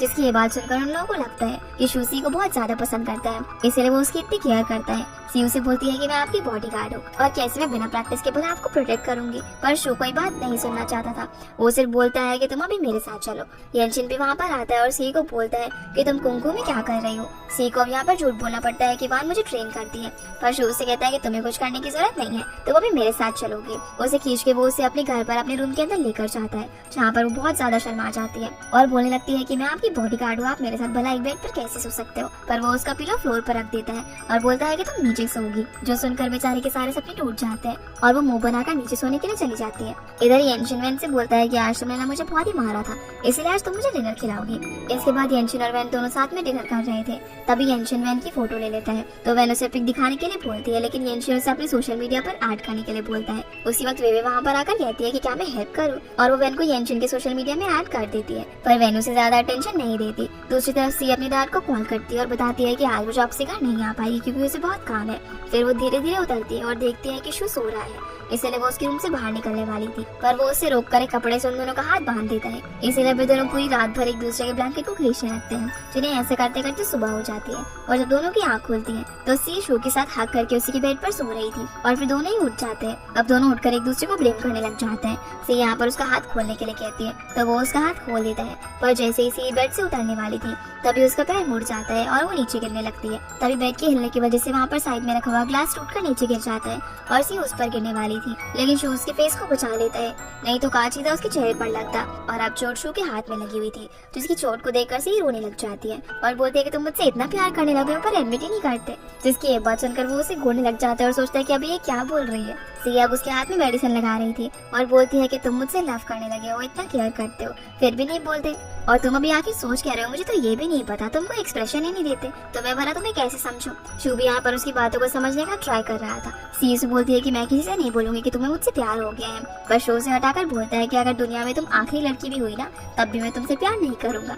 लेकिन सी इस बात को भी उल्टा समझती है और बोलती है कि तुम जैसे कोल्ड सी हो ना ऐसे ही होते हैं, मुझे पता है। फिर वो उसे मेडिसिन लगाने के लिए लेकर जाती है। तब शो उसे रोक कर बोलता है कि अगली बार अगर मैं तुम्हें कभी भी कुछ खाऊं ना तो गुस्सा मत करना, काम रहना। जो सुनकर वो शर्माने लगती है। फिर वो उसे बताने लगता है कि तुम्हारा पेन मेरे अंदर शिफ्ट हो गया है, तो मैं जो भी तुम्हारे लिए कर रहा हूँ वो सिर्फ मैं खुद को सेफ रखने के लिए करता हूँ, इसलिए नहीं कि मैं तुम्हें पसंद करता हूँ। पर सी अब भी कुछ नहीं समझती। नो फिर उसे बोलता है कि कल रात जब वो तुम्हें हिट कर रही थी तब मुझे पेन फील हो रहा था, इसलिए मैं तुम्हें यहाँ पर लेकर आया। लेकिन सी फिर भी कुछ नहीं समझ पाती, तो शो से क्लोज आ जाता है। पर सी वहाँ से शर्मा कर जाने लगती है और उसका सर जोर से मिरर में लगता है, जिसका पेन शो को फील होता है, इसलिए वो उसे रोक नहीं पाता। अब जैसे ही सी नीचे जाती है तभी वहाँ पर एंशन आ जाता है और उससे पूछता है कि तुम रात को घर नहीं गई, मैं ब्रेकफास्ट बना रहा हूँ तो तुम खाओगी ना। पर सी कोई भी जवाब नहीं देती और वहाँ से अपना बैग लेकर जाने लगती है। एंशन बोलता है कि तुम मुझे इग्नोर क्यों कर रही हो, और तुमने और शो ने कल क्या किया, तुम्हारे बाल बाल इतने उलझे हुए क्यों है, तुम ब्लश क्यों कर रही हो। पर सी उसे कोई भी जवाब नहीं देती और मेन डोर से जाने लगती है। तभी शो आकर उसे रोकता और बोलता है कि तुम कहीं नहीं जाओगे, आज से तुम यहीं पर रहोगी। पर सी बोलती है कि कल सारी रात तुमने मुझे परेशान किया, जिस बात का एंशन कुछ और ही मतलब निकालता है। शो एंशन को बोलता है कि उसकी फैमिली को कॉल करके उसका सारा सामान यहाँ पर शिफ्ट करवाओ और एक न्यू कॉन्ट्रैक्ट रेडी करवाओ जिसमें सी 24 घंटे मेरी बॉडीगार्ड होगी। पर सी इसके रेडी नहीं होती। एंशन अब को कॉल करता है और बोलता है कि तुम्हारे फ्रेंड ने शायद मेरी बॉस की वाइफ बनने वाली है, तो इसीलिए उसका सारा सामान यहाँ पर शिफ्ट करा दो। पर वैन को कुछ भी समझ नहीं आता। शो अब यहाँ पर सी को 3 गुना सैलरी देने का ऑफर देता है, लेकिन फिर भी वो रेडी नहीं होती। शो से बोलता है कि तुम्हें करना होगा, नहीं तो जॉब छोड़ दो। इसलिए वो क्विट करके यहाँ से चली जाती है। जिसके बाद हम देखते हैं कि सी, वेवे और वैन साथ में ब्रेकफास्ट कर रहे थे, जहाँ पर वेवे बोलती है कि शो तुम्हें कितना ज्यादा पसंद करता है, तुम्हें अपने साथ रखना चाहता है, तुम्हें भी उसका प्रपोजल एक्सेप्ट करना चाहिए। वैन बोलती है कि वहाँ पर तुम एज अ स्पाई वर्क कर रही हो और अगर वो तुमसे इतना प्यार करता है तो उसके घर में रहने से उसके और क्लोज हो जाओगी और कुंगू को भी बचा पाओगी। जो बात सुनकर सी थोड़ा सोचती है। इधर एंशन शो को बोलता है कि भला आप उसे इतना क्यों पसंद करते हो और आप भला उसे इस तरीके से क्यों बोल रहे थे। आपको अगर उसे अपने पास रखना है तो आपको उसे भरोसा दिलाना होगा कि आप बहुत ही अच्छे हो और अकेले हो। वो आपको बचाने के लिए भागते हुए आएगी, उसे आपकी नहीं बल्कि आपको उसकी जरूरत है, तो आप उसे मत धमकाओ। शो बोलता है कि अगर वापस आकर उसने जॉब छोड़ दी तो तुम्हें भी जॉब छोड़नी होगी और एक न्यू बॉडीगार्ड ढूंढो। एंशन बोलता है कि आसान काम नहीं है बॉडीगार्ड ढूंढना, पर शो कहता है कि मेरे लिए नहीं बल्कि सी के लिए, जो कि उसका ध्यान रख सके। एंशन बोलता है कि अरे वाह, बॉडीगार्ड के लिए भी हमें बॉडीगार्ड ढूंढो, एक काम करो आपने मुझे ही अपना बॉडीगार्ड बना लो और शी को लॉयर। सीना फिर से वान और बाकी सारी कुंभू की लड़कियों पर आता है जो कि रोड पर एक शो कर रही थी अपने क्लब को और फेमस करने के लिए, और वे सबको पैम्पलेट बांटती है। सी भी ये सब कुछ देख रही थी। इसी बीच वेवे को धक्का लग जाता है और वे गिर जाती है, जिससे कि सारे पैम्पलेट नीचे गिर जाते हैं और लोग उन्हीं पर चढ़कर जाने लग जाते हैं। ये देखकर सी बहुत ज्यादा इमोशनल हो जाती है। सी अब यहाँ से एक ऑफिस रूम में आती है और फाइल ढूंढने लगती है, जहाँ पर उसे एक फाइल दिखती है जिसमें डेट देखकर वो काफी ज्यादा परेशान हो जाती है। इधर येंशिन और शू अपना फोन देख रहे थे, तभी अचानक से कुछ देखकर दोनों शॉक हो जाते हैं। शू बोलता है कि तुमने देखा सी एक जगह पर कितने टाइम से है, यहाँ पर तो काफी भीड़ होती है, वो सेफ नहीं है। येंशिन उसे बोलता है कि आप अब भी उसके बारे में सोच रहे हो, आप देखो कि होशियाओं ने आपके ऊपर फिर से 2 आर्टिकल लिखे हैं और आपको सबके सामने गलत बता दिया है, पूरी कंपनी आपके पीछे पड़ी हुई है, आप भला कैसे ये सब हैंडल करोगे। तो शू बोलता है कि सारे कंस्ट्रक्शन 3 महीने के लिए रुकवा दो और टेक्नोलॉजी डिपार्टमेंट से पता करो कि आखिर ये होशियाओ है कौन। येंशिन इस बात पर एग्री करता है, लेकिन शू से रोककर बोलता है कि ये देखो, और अपने फोन पर सी की लोकेशन दिखाता है। वो बोलता है कि पता नहीं वहाँ पर उसे हो क्या गया है और उसे बॉडीगार्ड के बारे में पूछने लग जाता है, जो कि उसने उसके लिए हायर करने के लिए बोला था। ये सुनकर येंशिन काफी इरिटेट हो जाता है और बोलता है कि यार आप तो ऐसे बिहेव कर रहे हो जैसे वो कोई आसमान से उतरी हुई परी हो जो कि आपको आकर शरबत पिलाएगी। ये बोलकर यहाँ से चला जाता है। फिर हम वेवे, सी और वान को एक खेल पर देखते हैं जहाँ पर ये सभी लोग ड्रिंक कर रहे थे और बोलती है कि मैं ऐसे तुम लोगों को परेशान नहीं देख सकती, तुम लोग फाइटर हो, तुम्हें स्टेज पर होना चाहिए। पर वेवे और वान बोलते हैं कि तुम चिंता मत करो, हम कुंगू के लिए कुछ भी कर सकते हैं और हमारे पास बहुत पार्ट टाइम जॉब है, इससे हम पैसा कमा सकते हैं, पर तुम वापस से शो के पास मत जाओ। लेकिन सी कुछ सोच रही थी, तभी उसे शो का कॉल आता है जिसे वो पहले तो इग्नोर करती है लेकिन बाद में उठाती है और बोलती है कि सर आपका क्या ऑर्डर है। फिर वो यहाँ से भागती हुई चली जाती है और वान और वे बात करते हैं कि अगर इस शो के पास चली जाए यही अच्छा है, वो कितने टाइम से सिंगल है, वो रिच और हैंडसम है और कुंगू को भी बचा सकता है, तो सी को ये करना चाहिए। इधर हम शू को देखते हैं जिसकी हालत बहुत ज्यादा बुरी हो गई थी। येनशिन उसको दवाई देता है पर वो उसे सी को कॉल करने के लिए बोलते हैं। येनशिन बोलता है कि आपने भी उसे कॉल किया, वो आ ही रही होगी। फिर वो न्यू कॉन्ट्रैक्ट का फाइल मांगता है और देखने के बाद सी को कॉल करने के लिए बोलता है। येनशिन उसे गुस्से में बोलता है कि वो नीचे आ रही है। तभी सी वहाँ पर आ जाती है जिसे देखकर येनशिन जाने लगता है पर उसे रोककर सी बोलती है कि शू मुझे ऐसे क्यों देख रहा है जैसे कि वो मुझे मार डालेगा, इसलिए प्लीज मुझे यहाँ पर अकेला छोड़कर मत जा।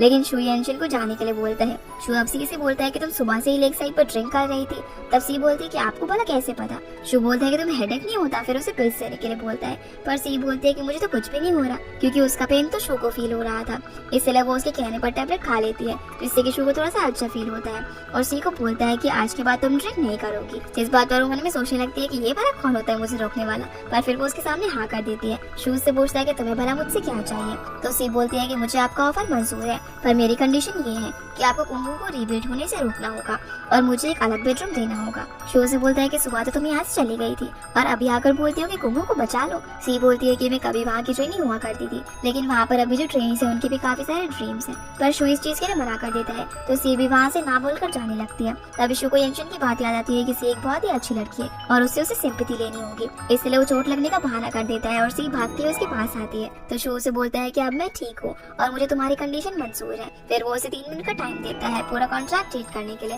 येनशिन भी उसे समझाता है कि उसकी सैलरी डबल हो गई है, तो सी बोलती है कि ट्रिपल नहीं होगी। शू बोलता है कि यार तुम मेरे घर में रहोगे, तुम्हारा लाइफस्टाइल पूरा चेंज हो जाएगा, तो ये ट्रिपल सैलरी से भी अच्छा है। पर सी बोलती है कि इसमें कुंगू की बात नहीं लिखी हुई है। येनशिन बोलता है कि तुम इसे सप्लीमेंट्री आइटम समझ के साइन कर दो, बाद में ऐड हो जाएगा। और उसे ये भी बताता है कि अगर उसने कंपनी का कोई भी सीक्रेट लीक किया तो उस पर केस होगा। ये सुनकर सी थोड़ी सी घबरा जाती है और बहुत सारे ऐसे रूल्स भी थे जो किसी को बहुत ही अजीब लगते हैं, जो पढ़कर वो बोलती है कि मैं क्या खुद को बेच रही हूँ जो ये सब लिखा हुआ है। पर शू बोलता है कि तुम्हें 3 मिनट का टाइम खत्म होने वाला है, अगर साइन करना है तो करो, नहीं तो मैंने जो कहा है वैसा कुछ भी नहीं होगा। इसलिए वो जल्दी से साइन कर देती है। सीन अब सी के घर का आता है जहाँ पर यूंजो की न्यूज आती है जिसमें एक सेलिब्रिटी की तरह ब्लैक ड्रैगन वाले लोग उसे यूज कर रहे थे। ये देखकर मिस्टर ली बोलते हैं कि वो एक एथलीट है, ये लोग उसे ऐसे क्यों ट्रीट कर रहे हैं। तब बाकी लोग बोलते हैं कि छोड़िए ना, वो अब कुंगू की मेंबर नहीं है, उसे जो करना है वो करे। फिर सी अपनी डैड से बोलती है कि मुझे मेरी कंपनी में बहुत ही काम है, इसलिए घर आने में शायद लेट हो जाएगा। वैनर वे भी बोलती है कि तुम वैसे भी इतना लेट आती हो और कंपनी इतना दूर है, तुम्हें 3 बस बदल के जाना पड़ता है और अभी सर्दियां भी आने वाली है तो तुम्हारी हेल्थ पर काफी असर होगा। वे बोलती है कि अगर हमारा घर थोड़ा सा कंपनी के क्लोज होता तो अच्छा होता। मिस्टर ली बोलते हैं कि मैं सोच रहा हूँ कि ये घर बेचकर हम वहीं पर घर ले लें, लेकिन तीनों उन्हें मना कर देते हैं। सी बोलती है कि मेरी कंपनी में एक डॉर्मेट्री है जहाँ पर मैं फ्री में रह सकती हूँ, अगर आप परमिशन दोगे तो मैं वहाँ पर शिफ्ट हो जाऊँ, जिसके लिए उसके डैड मान जाते हैं। इसलिए अब तीनों सी का सामान पैक करते हैं। फिर वे तो उसे ऐसा सामान देती है जिससे उसे ज्यादा अट्रैक्टिव लगे, जैसे कि शॉर्ट ड्रेसेस वगैरह, पर वैन उसे वेपन्स वगैरह देने लग जाती है जिससे कि शू से क्लोज ना आ पाए और बोलती है कि इतनी जल्दी रिलेशनशिप को आगे बढ़ने मत देना। जिसके बाद सी कार में बैठकर शू के घर जाने के लिए निकल जाती है। अब वो उसके घर पहुंचकर बहुत ही ज्यादा खुश थी कि अब वो इतने बड़े घर में रहने वाली थी, पर शू से यहाँ पर बहुत सारे रूल्स बताने लग जाता है। वो बोलता है कि तुम ऑफिस में किसी को नहीं बताओगे कि तुम मेरे साथ रहती हो, जिस बात के लिए वो मान जाती है। सी उससे पूछती है कि उसका रूम कहाँ पर है, तो बताता है कि उसका रूम नीचे है। अब वो उसे उसका रूम दिखाता है जो कि बहुत ही बड़ा था। शू से यहाँ पर बोलता है कि मेरे वॉशरूम यूज करने के बाद ही तुम वॉशरूम यूज कर सकती हो, जो सुनकर सी बोलती है कि ये भला मैं कैसे कंट्रोल कर सकती हूँ। पर शू बोलता है कि तुम्हारा काम मुझे प्रोटेक्ट करना है, इसलिए तुम खुद को हर्ट मत करना और अब सो जाओ, ये बोल के वहाँ से चला जाता है। अगली सुबह सी किचन में खाना बना रही थी, तब शू से आके ये सब करने से मना करता है, पर सी बोलती है कि मैंने ब्रेकफास्ट बनाया है, आप आके खा लो।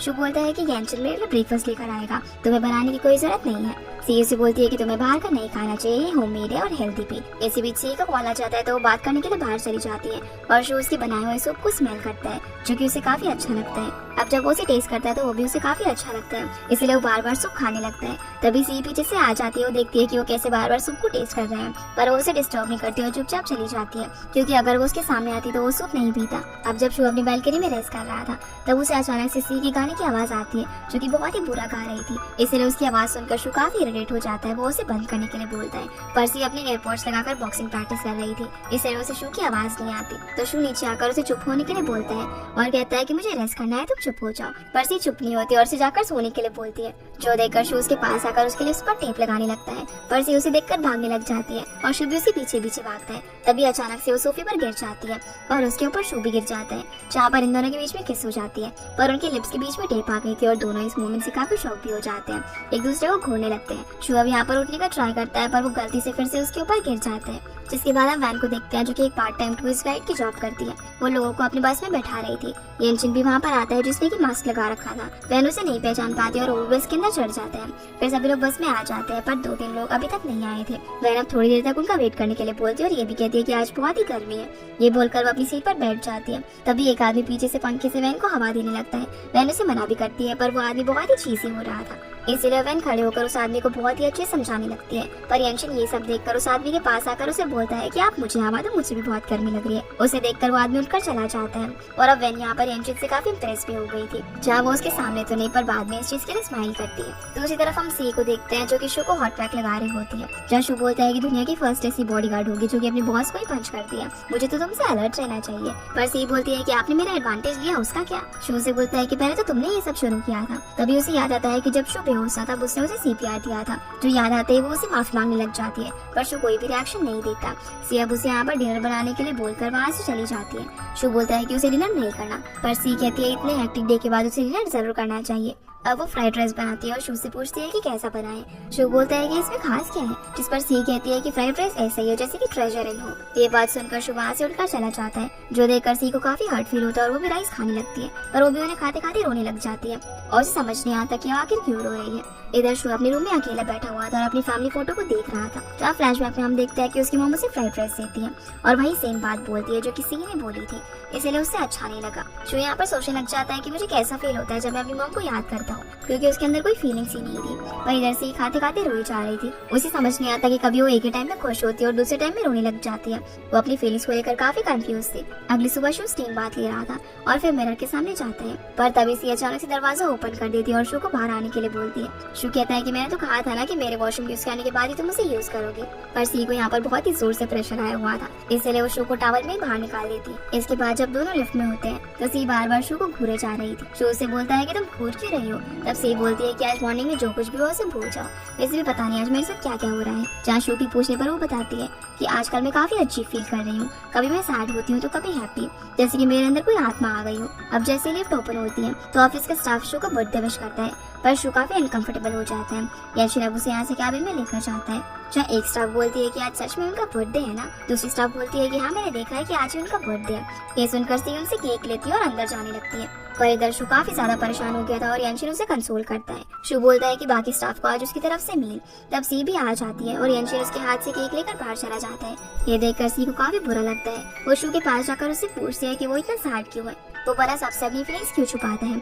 इधर येनशिन बाहर जाकर सभी को बोलता है कि डिनर आज शू की तरफ से है, पर शू अपना बर्थडे सेलिब्रेट नहीं करता तो सब नॉर्मल डे की तरह ही काम करेंगे। और फिर अंदर से शू की चिल्लाने की आवाज आती है जो सी को उसे दूर रहने के लिए बोलता है, पर सी उसको सॉरी बोलती है और समझाने की कोशिश करती है, पर शू वहाँ से चला जाता है और येनशिन और सी दोनों को उसके पास आने से मना करता है। सी अब येनशिन के पास जाकर उससे इस सब के बारे में पूछती है तो बताता है कि उसके बर्थडे के दिन उसकी मॉम की डेथ हुई थी, इसलिए वो अपना बर्थडे सेलिब्रेट नहीं करता, जो सुनकर सी को बहुत बुरा लगता है। वो येनशिन को पूछते है कि वो अभी कहाँ पर होगा, पर येनशिन नहीं बताता। तो वो उसे कहती है कि अगर तुम मुझे बता दोगे तो मैं वैन का सीक्रेट बताऊंगी, इसलिए वो उसे बता देता है कि वो कहाँ पर होगा, जो जानकर सी टैक्सी लेकर सीधा वहाँ पर जाने लगती है। वो वहाँ पहुँचकर देखती है कि वो ट्री के सामने था जहाँ पर उसका और उसकी मॉम का एक्सीडेंट हुआ था। वो ट्री से बात करते हुए बोलता है कि उसने अपनी सारी फीलिंग्स लूज कर दी है, उसे अब कुछ भी फील नहीं होता। तभी वहाँ पर सी आ जाती है। वो बोलती है कि तुम अपनी फीलिंग्स हाइड करते हो, तुम्हें सैड फील हो रहा है तो रो लो ना। शू बोलता है कि ये मैं कैसे करूँ। तो सी बोलती है कि तुम खुद को हक करो जैसे तुम्हारी मॉम करती थी। वो उसे बताने लगती है कि जब मेरी मॉम बचपन में मर गई थी तब मैं भी नहीं रो पाई और लोगों को लगा कि मैं बहुत ही स्ट्रॉन्ग हूँ, कि मुझे कोई फीलिंग नहीं है, पर असल में सेल्फ हक करके खुद को संभालती थी। और यही वो शू का हाथ टच करके उसे भी सिखाती है। फिर हम सी के घर पर जीशा को देखते हैं। वो मिस्टर ली से सी के बारे में पूछता है तो बताते हैं कि वो तो अपनी कंपनी के डॉम में रह रही है। अब जीशा उससे पहले कि कुछ कह पाता वे आकर उसे यहाँ से ले जाती है और उसे सब कुछ बता देती है, पर जीशा उससे बिल्कुल भी खुश नहीं था। वे उसे समझाती है कि अगर मिस्टर ली को यह पता चला तो वो बहुत ही गुस्सा होंगे, पर वो उसे किसी तरह मना लेती है। इधर शू और सी एक रेस्टोरेंट में थे जहाँ सी बोलती है कि डॉक्टर ने बोला है कि उसकी इमोशन लेवल 100 है और शू का 0। शायद वो शू के इमोशंस को फील करने लगी है। शू उसकी बात पर ट्रस्ट नहीं करता और सी भी बोलती है कि आखिर कैसे हो सकता है, तुमने भी तो बोला कि मेरा पेन तुम्हारे ऊपर शिफ्ट हो गया है। ये बात सुनकर शू बोलता है कि हाँ ये तो सच है, मतलब तुम मेरे इमोशंस को और मैं तुम्हारे पेन को फील कर सकता हूँ। सी को अब सारी बातें याद आने लग जाती है कि जब शू सैड इमोशन या फिर एक्साइटेड होता है तब सी भी वैसा ही फील करती है। तभी शू को अचानक से पेट में दर्द होने लग जाता है, इसलिए वो उसके लिए मेडिसिन लेने के लिए जाती है। जहाँ पर हम देखते हैं कि उन दोनों पर कोई आदमी दूर से नजर रखे हुआ था।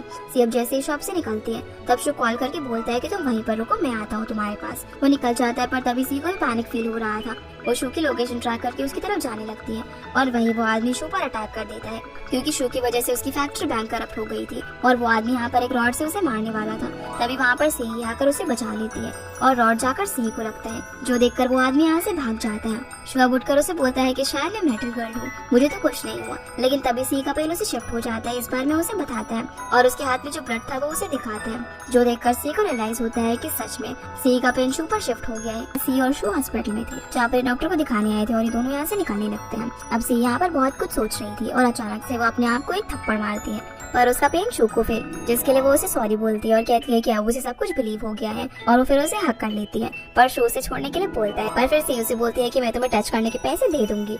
फिर वो उसे बोलने लगती है कि आपको ना एक हक की जरूरत है, आपको फीलिंग नहीं होती ना, इसीलिए आप इतनी कोल्ड हो। शू अब यहाँ से किस तरीके से खुद को छुड़ाता है। शू बोलता है कि अब तुम ये सब कुछ किसी को मत बताना, क्योंकि कोई भी हम पे ट्रस्ट नहीं करेगा। अगली सुबह जब शू अपनी बालकनी में खड़ा हुआ था तभी सी उसके पास आकर बोलती है कि मैंने सारी रात सोचा और मुझे लगता है कि सब कुछ ठीक नहीं है, कि मेरा पेन आपको फील हो रहा है और आपकी फीलिंग्स मुझे बिल्कुल भी अच्छी नहीं लग रही, इसलिए अभी हमको खुद को चेंज करना चाहिए। शू बोलता है कि क्या इसका तुम्हारे पास कोई आइडिया है, जिसके बाद हम देखते हैं कि शू को सी ने एक चेयर पर बांध दिया था। फिर सी भागते हुए आकर उसे टकरा जाती है, लेकिन ऐसा करने से कुछ भी नहीं होता। वो बोलती है कि अरे इंटरनेट पर तो लिखा हुआ था कि धक्का लगने से सोल भी एक्सचेंज हो सकती है, तो बोला हम लोग क्यों नहीं ठीक हुए अभी तक। शू बोलता है कि तुम इंटरनेट पर से आइडिया लेकर मुझ पर एक्सपेरिमेंट कर रही हो, पर सी कहते हैं कि तुम चिंता मत करो, मेरे पास एक और आइडिया है। फिर वो एक प्लग लेकर आती है और बोलती है कि हम दोनों ने एक साथ खुद को शॉक देंगे, जिसके लिए शू तो नहीं मानता। तो सी उसके ऊपर आकर उसे प्लग से शॉक लगाने का ट्राई कर रही थी, पर तभी यंगशिन वहाँ पर आ जाता है और दोनों को इस तरह देखकर वो अपना फेस छुपा लेता है, जिसे यहाँ पर देखकर सी उठ जाती है और उसके पास जाकर उसे बोलती है कि अगर तुमने इस बारे में किसी को बताया ना तो मैं तुम्हें इस दुनिया से गायब कर दूंगी। तो यंगशिन बोलता है कि मैं तो ब्रेकफास्ट करने के लिए आया था और उसे ब्रेकफास्ट देने के लिए बोलता है। जिसके बाद हम मिस्टर ली को देखते हैं जो कि युनजू से मिलने के लिए आए हुए थे। वो यहाँ पर कुछ लोगों की बातें सुनते हैं जहाँ पर वो लोग बोल रहे थे कि अगर युनजू ना भी जीते तो उन लोगों को कोई प्रॉब्लम नहीं है, उन्हें तो सिर्फ उसे एक ब्रांड की तरह ट्रीट करना है, जब तक वो सुंदर लगेगी तब तक हमारे प्रमोशन के लिए बहुत सारी डील्स आएंगी। ये सुनकर मिस्टर ली उन पर गुस्सा करने लग जाते हैं। युनजू आकर उन्हें रोकती है तो मिस्टर ली उसे बाहर आके बोलते हैं कि वो सिर्फ तुम्हारा पैसे के लिए इस्तेमाल कर रहे हैं और तुम वापस से कुंगू आ जाओ। लेकिन युनजू बोलती है कि आपने भी मुझे पैसे के लिए यूज किया है, मैं जो भी पैसे जीतती थी उन्हें आप टीम को खिलाने में उड़ा दिया करते थे और यहाँ पर तो मुझे काफी सारी फैसिलिटीज भी मिल रही हैं। ये सब बोलकर वो वहाँ से जाने लगती है, पर मिस्टर ली यहाँ पर उसके लिए सूप लेकर आए थे, जिसे देखकर युनजू बोलती है कि ये सूप मुझे कभी भी अच्छा नहीं लगा, सिर्फ आप बोलते थे इसलिए मैं पीती थी। जो बात सुनकर मिस्टर ली को बहुत ही बुरा लगता है। इधर ऑफिस में यंगशिन शू को बताता है कि जिस पब्लिक अकाउंट से आपको हेट मिल रही थी वो सी शाओ का है। शू बोलता है कि वो भला ऐसा क्यों कर रहा है। तो यंगशिन बोलता है कि अगर मेरी एक्स गर्लफ्रेंड किसी के पीछे जाएगी तो मुझे भी काफी बुरा लगेगा और वो ये सब जरूर सी के लिए कर रहा है। सीन अब सी पर आता है जिसे वे मैसेज करके बताती है कि उसने जीशाओ को सब कुछ बता दिया है। ये बात सुनकर सी बहुत ज्यादा टेंशन में आ जाती है और जीशाओ भी अब उससे मिलने के लिए बोलता है, इसलिए सी भागती हुई उसके पास जाती है जहाँ जीशाओ उस पर बहुत ज्यादा गुस्सा करता है और बोलता है कि वो भला क्यों शू के साथ रह रही है। सी यहाँ पर उसे गुस्सा करने से मना करती है और बोलती है कि इस सब की वजह से कुंगू क्लब का कंस्ट्रक्शन अभी तक रुका हुआ है। जीशाओ बोलता है कि तो तुम इसीलिए ये सब कर रही हो। इसी बीच शू भी इन दोनों को ऊपर से देख लेता है जहाँ पर जीशाओ उसे हक कर लेता है और सी को बिल्कुल भी अच्छा नहीं लग रहा था। तभी शू यहाँ पर इन लोगों को आवाज लगाता है और सी को उसके लिए खाना लाने के लिए बोलता है, इसलिए वो जीशाओ से बाद में मिलने का बोलकर यहाँ से चली जाती है। शू फिर जीशाओ से बोलता है कि वो भला उसके अगेंस्ट काम क्यों कर रहा है। तो जीशाओ बोलता है कि अगर आपको प्रॉब्लम है तो मुझे जॉब से निकाल दो, पर शू कहता है कि तुम मुझे पैसे कमा के दे रहे हो तो भला मैं तुम्हें क्यों निकालूंगा, और वहाँ से चला जाता है। जिसके बाद सी शू से पूछती है कि क्या आप जेलस फील कर रहे थे क्योंकि हम दोनों ने हक किया, पर शू बोलता है कि तुम्हारे एक्स को लगता है कि हम लोग लवर्स हैं, इसलिए उसकी मिसअंडरस्टैंडिंग तो दूर करनी ही थी मुझे। अब रात में सी एक सोलर पोल लेकर शू के रूम में आती है जिसे वो ले जाकर सीधा बालकनी में रख दिए। इसी बीच शू भी उठ जाता है और उससे पूछता है कि वो आखिर यहाँ पर क्या कर रही है। सी बोलती है कि मैंने इंटरनेट पर देखा अगर बिजली का झटका लगे तो सब कुछ ठीक हो जाएगा। शू कहता है कि इतना अच्छा वेदर है बड़ा, बाहर कहाँ से बिजली आएगी, लेकिन तभी अचानक से बिजली कड़कती है जिससे डर के मारे सी शू के ऊपर चढ़ जाती है। शू फिर सी को बोलता है कि मैं तुम्हारे आगे हाथ जोड़ता हूँ, प्लीज अपने इंटरनेट वाले आइडियाज मुझ पर मत आजमाओ और बुक रीड करो। पर सी उसके पास आकर बोलती है कि आप मुझसे गुस्सा नहीं होना क्योंकि मुझे तो फील ही नहीं हो रहा। अगले सीन में ऑफिस में वान सी से मिलने के लिए आती है और वो यंशिन को सी से मिलाने के लिए उससे हेल्प मांगती है, पर यंशिन उसे फ्लर्ट करने लगता है, जिससे इरिटेट होकर वान खुद ही ऑफिस के अंदर जाने लगती है। इधर सी स्टेपलर से पेपर प्रिंट कर रही थी, जिसे देखकर शु पूरे ऑफिस के सामने बोलता है कि भला तुम इतना डेंजरस काम क्यों कर रही हो। ये सब कुछ वान भी देख लेती है, तो उसे अंदर जाकर शु को बोलती है कि आप लोगों के सामने ऐसे क्यों कर रहे हैं, वो सिर्फ एक स्टेपलर ही तो था और मैं आपकी बॉडीगार्ड हूँ, बिना कुछ करे मैं भला पैसे कैसे लूँ आपसे। तभी यंशिन आकर सी के पास बोलता है कि मेरी गर्लफ्रेंड तुमसे मिलना चाहती है, और दोनों शॉक होते हुए बोलते हैं कि तुम्हारी गर्लफ्रेंड। तब वो बताता है कि वान, पर शुभ बोलता है कि बिल्कुल नहीं, वो तो बहुत ज्यादा वायलेंट गर्ल है, तुम मुझसे नहीं मिलोगी। सी बोलती है कि वो मेरी कोच है, उसने मुझे काफी कॉल्स और मैसेज किए जिनका रिप्लाई मैं नहीं कर पाई, इसलिए मुझे उससे मिलने जाना ही होगा। लेकिन शु फिर भी उसका हाथ पकड़ लेता है। तभी यंशिन उसके कान में बोलता है कि अगर वान से सी को मिलने नहीं दोगे तो सबको ऑफिस में मैं बता दूंगा कि तुमने सी के साथ कॉन्ट्रैक्ट साइन किया है। जो बात सुनकर शु उसका हाथ छोड़ देता है और फिर सी वान से मिलती है, जहाँ पर वान उससे पूछती है कि क्या तुम्हें सच में शु पसंद करता है, वो कितना अजीब बिहेव करता है। पर सी बोलती है कि मुझे लगता है कि वो थोड़ा सा पागल है। जो बात सुनकर वान बोलती है कि मुझे तुम्हारे लिए बहुत ज्यादा बुरा लग रहा है कि तुम्हें एक पागल के साथ काम करना पड़ रहा है, और दोनों एक दूसरे को हक करती है। अब जब सी यहाँ से जाती है तो यंशिन वैन के पास आकर उसे फ्लर्ट करने लगता है। वैन उससे पूछती है क्या कि तुम चाहते क्या हो, तो वो बताता है कि मुझसे शादी कर लो। फिर बोलता है कि नहीं, ये ना कुछ जल्दी हो गया, चलो हम लोग ना पहले डेट करते हैं। जिस बात पर वान ज्यादा कुछ रिएक्ट नहीं करती। यंशिन उसे बोलते हैं कि क्या तुम्हें बॉयज में इंटरेस्ट नहीं है, जिसकी ये बात सुनकर यंशिन उसका कॉलर खींचकर उसे अपने पास लेकर आती है और इन दोनों का यहाँ पर एक क्यूट सा मोमेंट बन जाता है। फिर यंशिन अब उसे कल डेट पर चलने के लिए बोलता है, जिस बात पर वैन स्माइल करती है। इधर से ऑफिस में थी और उसे वो का मैसेज आता है, इसलिए वो वहाँ से चली जाती है। जब शो विंडो से देखता है कि सी वहाँ पर नहीं है तो वो यंशिन से उसके बारे में पूछता है, पर यंशिन बोलता है कि उसको छोड़ो और काम पर ध्यान दो। राइटर्स के अंदर हेलो नंबर 1 पर है और मिस्टर वू उससे कॉन्ट्रैक्ट रिन्यू करवाए, उससे पहले हमें कुछ करना होगा, क्योंकि मिस्टर वू ने बहुत ही अच्छे राइटर्स को काफी बड़े प्राइस देकर खरीद लिया है, और इस बार अगर हमें वो नहीं मिला तो हमें बहुत बड़ा लॉस हो जाएगा। अब रात में सी शू के घर में खाना बना रही थी, तब उसके हाथ में गर्म पानी की छींटे लग जाते हैं, जिसका पेन शू को होता है। वो किचन में जाकर उसे ये सब करने से मना करता है, पर सी बोलती है कि मैंने सूप बनाया, टेस्ट कर लो, और वो स्पून से उसे टेस्ट करने के लिए बोलती है। जहाँ वो टेस्ट करते हुए उसे टीज करके बोलता है कि इसमें नमक कम है, जो सुनकर सी उसी स्पून से टेस्ट करने लगती है। पर शू बोलता है कि तुम कितनी अनहाइजीनिक हो, इसमें से मैंने अभी टेस्ट किया और फिर तुम भी उसी में से खा रहे हो। वो उसे दूसरा स्पून देने के लिए बोलता है। फिर दोनों सूप लेकर टेबल पर बैठ जाते हैं, जहाँ पर सी बोलती है कि मुझे लगता है कि हमारी प्रॉब्लम का सोल्यूशन विशिंग पॉइंट में मिल जाएगा। लेकिन शू बोलता है कि मुझे अब आदत हो गई है और जो जैसे चल रहा है उसे ऐसे ही रहने दो। पर सी बोलती है कि आप किसी के पेन को फील नहीं करते, इसीलिए वो लोग आपके दुश्मन हो गए हैं और ये चीज आपके लिए बहुत ज्यादा डेंजरस है। शू बोलता है कि मैं अब तो काफी कुछ जान चुका हूँ, जैसे कि पीरियड्स में जो पेन होता है उसके बारे में जाना मैं गर्ल्स को और ज्यादा समझने लगा और उनके पेन को फील किया, जिसके बाद सी भी समझ जाती है। अगले दिन ऑफिस में सभी लोग बहुत ज्यादा खुश थे और वो अंदर जाती है सब थैंक यू बोले। सी तो यहाँ पर कुछ भी समझ नहीं पाती, पर तभी एक स्टाफ उसे बताती है कि तुम्हारी वजह से शू बहुत ज्यादा चेंज हो गया है, उसने सारी गर्ल्स को पीरियड्स के दिनों में 3 दिन की छुट्टी दी है। ये सुनकर सी बहुत ज्यादा खुश होती है और शू को जाकर थैंक यू बोलती है। तब शू से बोलता है कि तुम्हें कैसा लगता है कि जब तुम किसी और की फीलिंग्स को फील करती हो, तो सी बोलती है कि मैंने बहुत कुछ देखा है जब कोई अपने इंपॉर्टेंट पर्सन को खो देता है, और जो ओल्ड लोग होते हैं वो अपना अकेलापन दूर करने के लिए काम वगैरह करते रहते हैं, वो भी तो हमारी तरह ही इंसान है, उनके पेन को भी मैं कभी इग्नोर नहीं कर सकती हूँ। शू बोलता है कि पर मैं उन लोगों की तरह नहीं हूँ, जब मैं ओल्ड होऊंगा ना मैं तब भी रिच और हैंडसम रहूंगा। ये बात सुनकर सी मन में बोलती है कि पता नहीं क्यों आज आपने बहुत ही हैंडसम लग रहे हो, और स्माइल करती है। अब वो उसके सामने खड़ी होकर उसे घूर ही रही थी, तभी शू से पानी मांगता है, लेकिन वो पानी गलती से शू के ऊपर गिर जाता है, जिसे सी साफ करनी चाहती है, पर वो शू की चेयर बेंड होने की वजह से उसके ऊपर ही गिर जाती है। शू से बोलता है कि तुमने जानबूझकर किया ना मुझे टच करने के लिए। उसी वक्त वहाँ पर यंशिन आ जाता है और दोनों को ऐसे देखकर अपना फेस दूसरी तरफ कर लेता है और बोलता है कि आज मैं बिजी हूँ इसलिए रात को नहीं मिल पाऊंगा। जो सुनकर शू से इशारा करके यहाँ से जाने के लिए बोलता है और सी भी शू को सॉरी बोलकर शर्ट लेने के लिए जाती है। इसके बाद जब ये दोनों कार से कहीं पर जा रहे थे तभी शू किसी से फोन पर बात कर रहा था। सी उसकी बातें यहाँ पर सुनने का ट्राई करती है और उसे मिस्टर वू की बात याद आती है कि वो शू की स्पाई है, पर तभी उसे सी शॉ का कॉल आता है जो बोलता है कि उनसे को चोट आई है, वो बिजी है इसीलिए इसके पास वो नहीं जा पाएगा।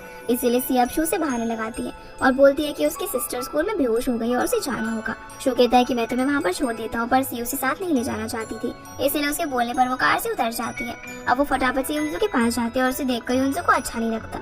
वो उससे पूछती है कि जीशो कहाँ पर है, तो बताती है कि वो बिजी है इसीलिए उसकी जगह पर वो आई है।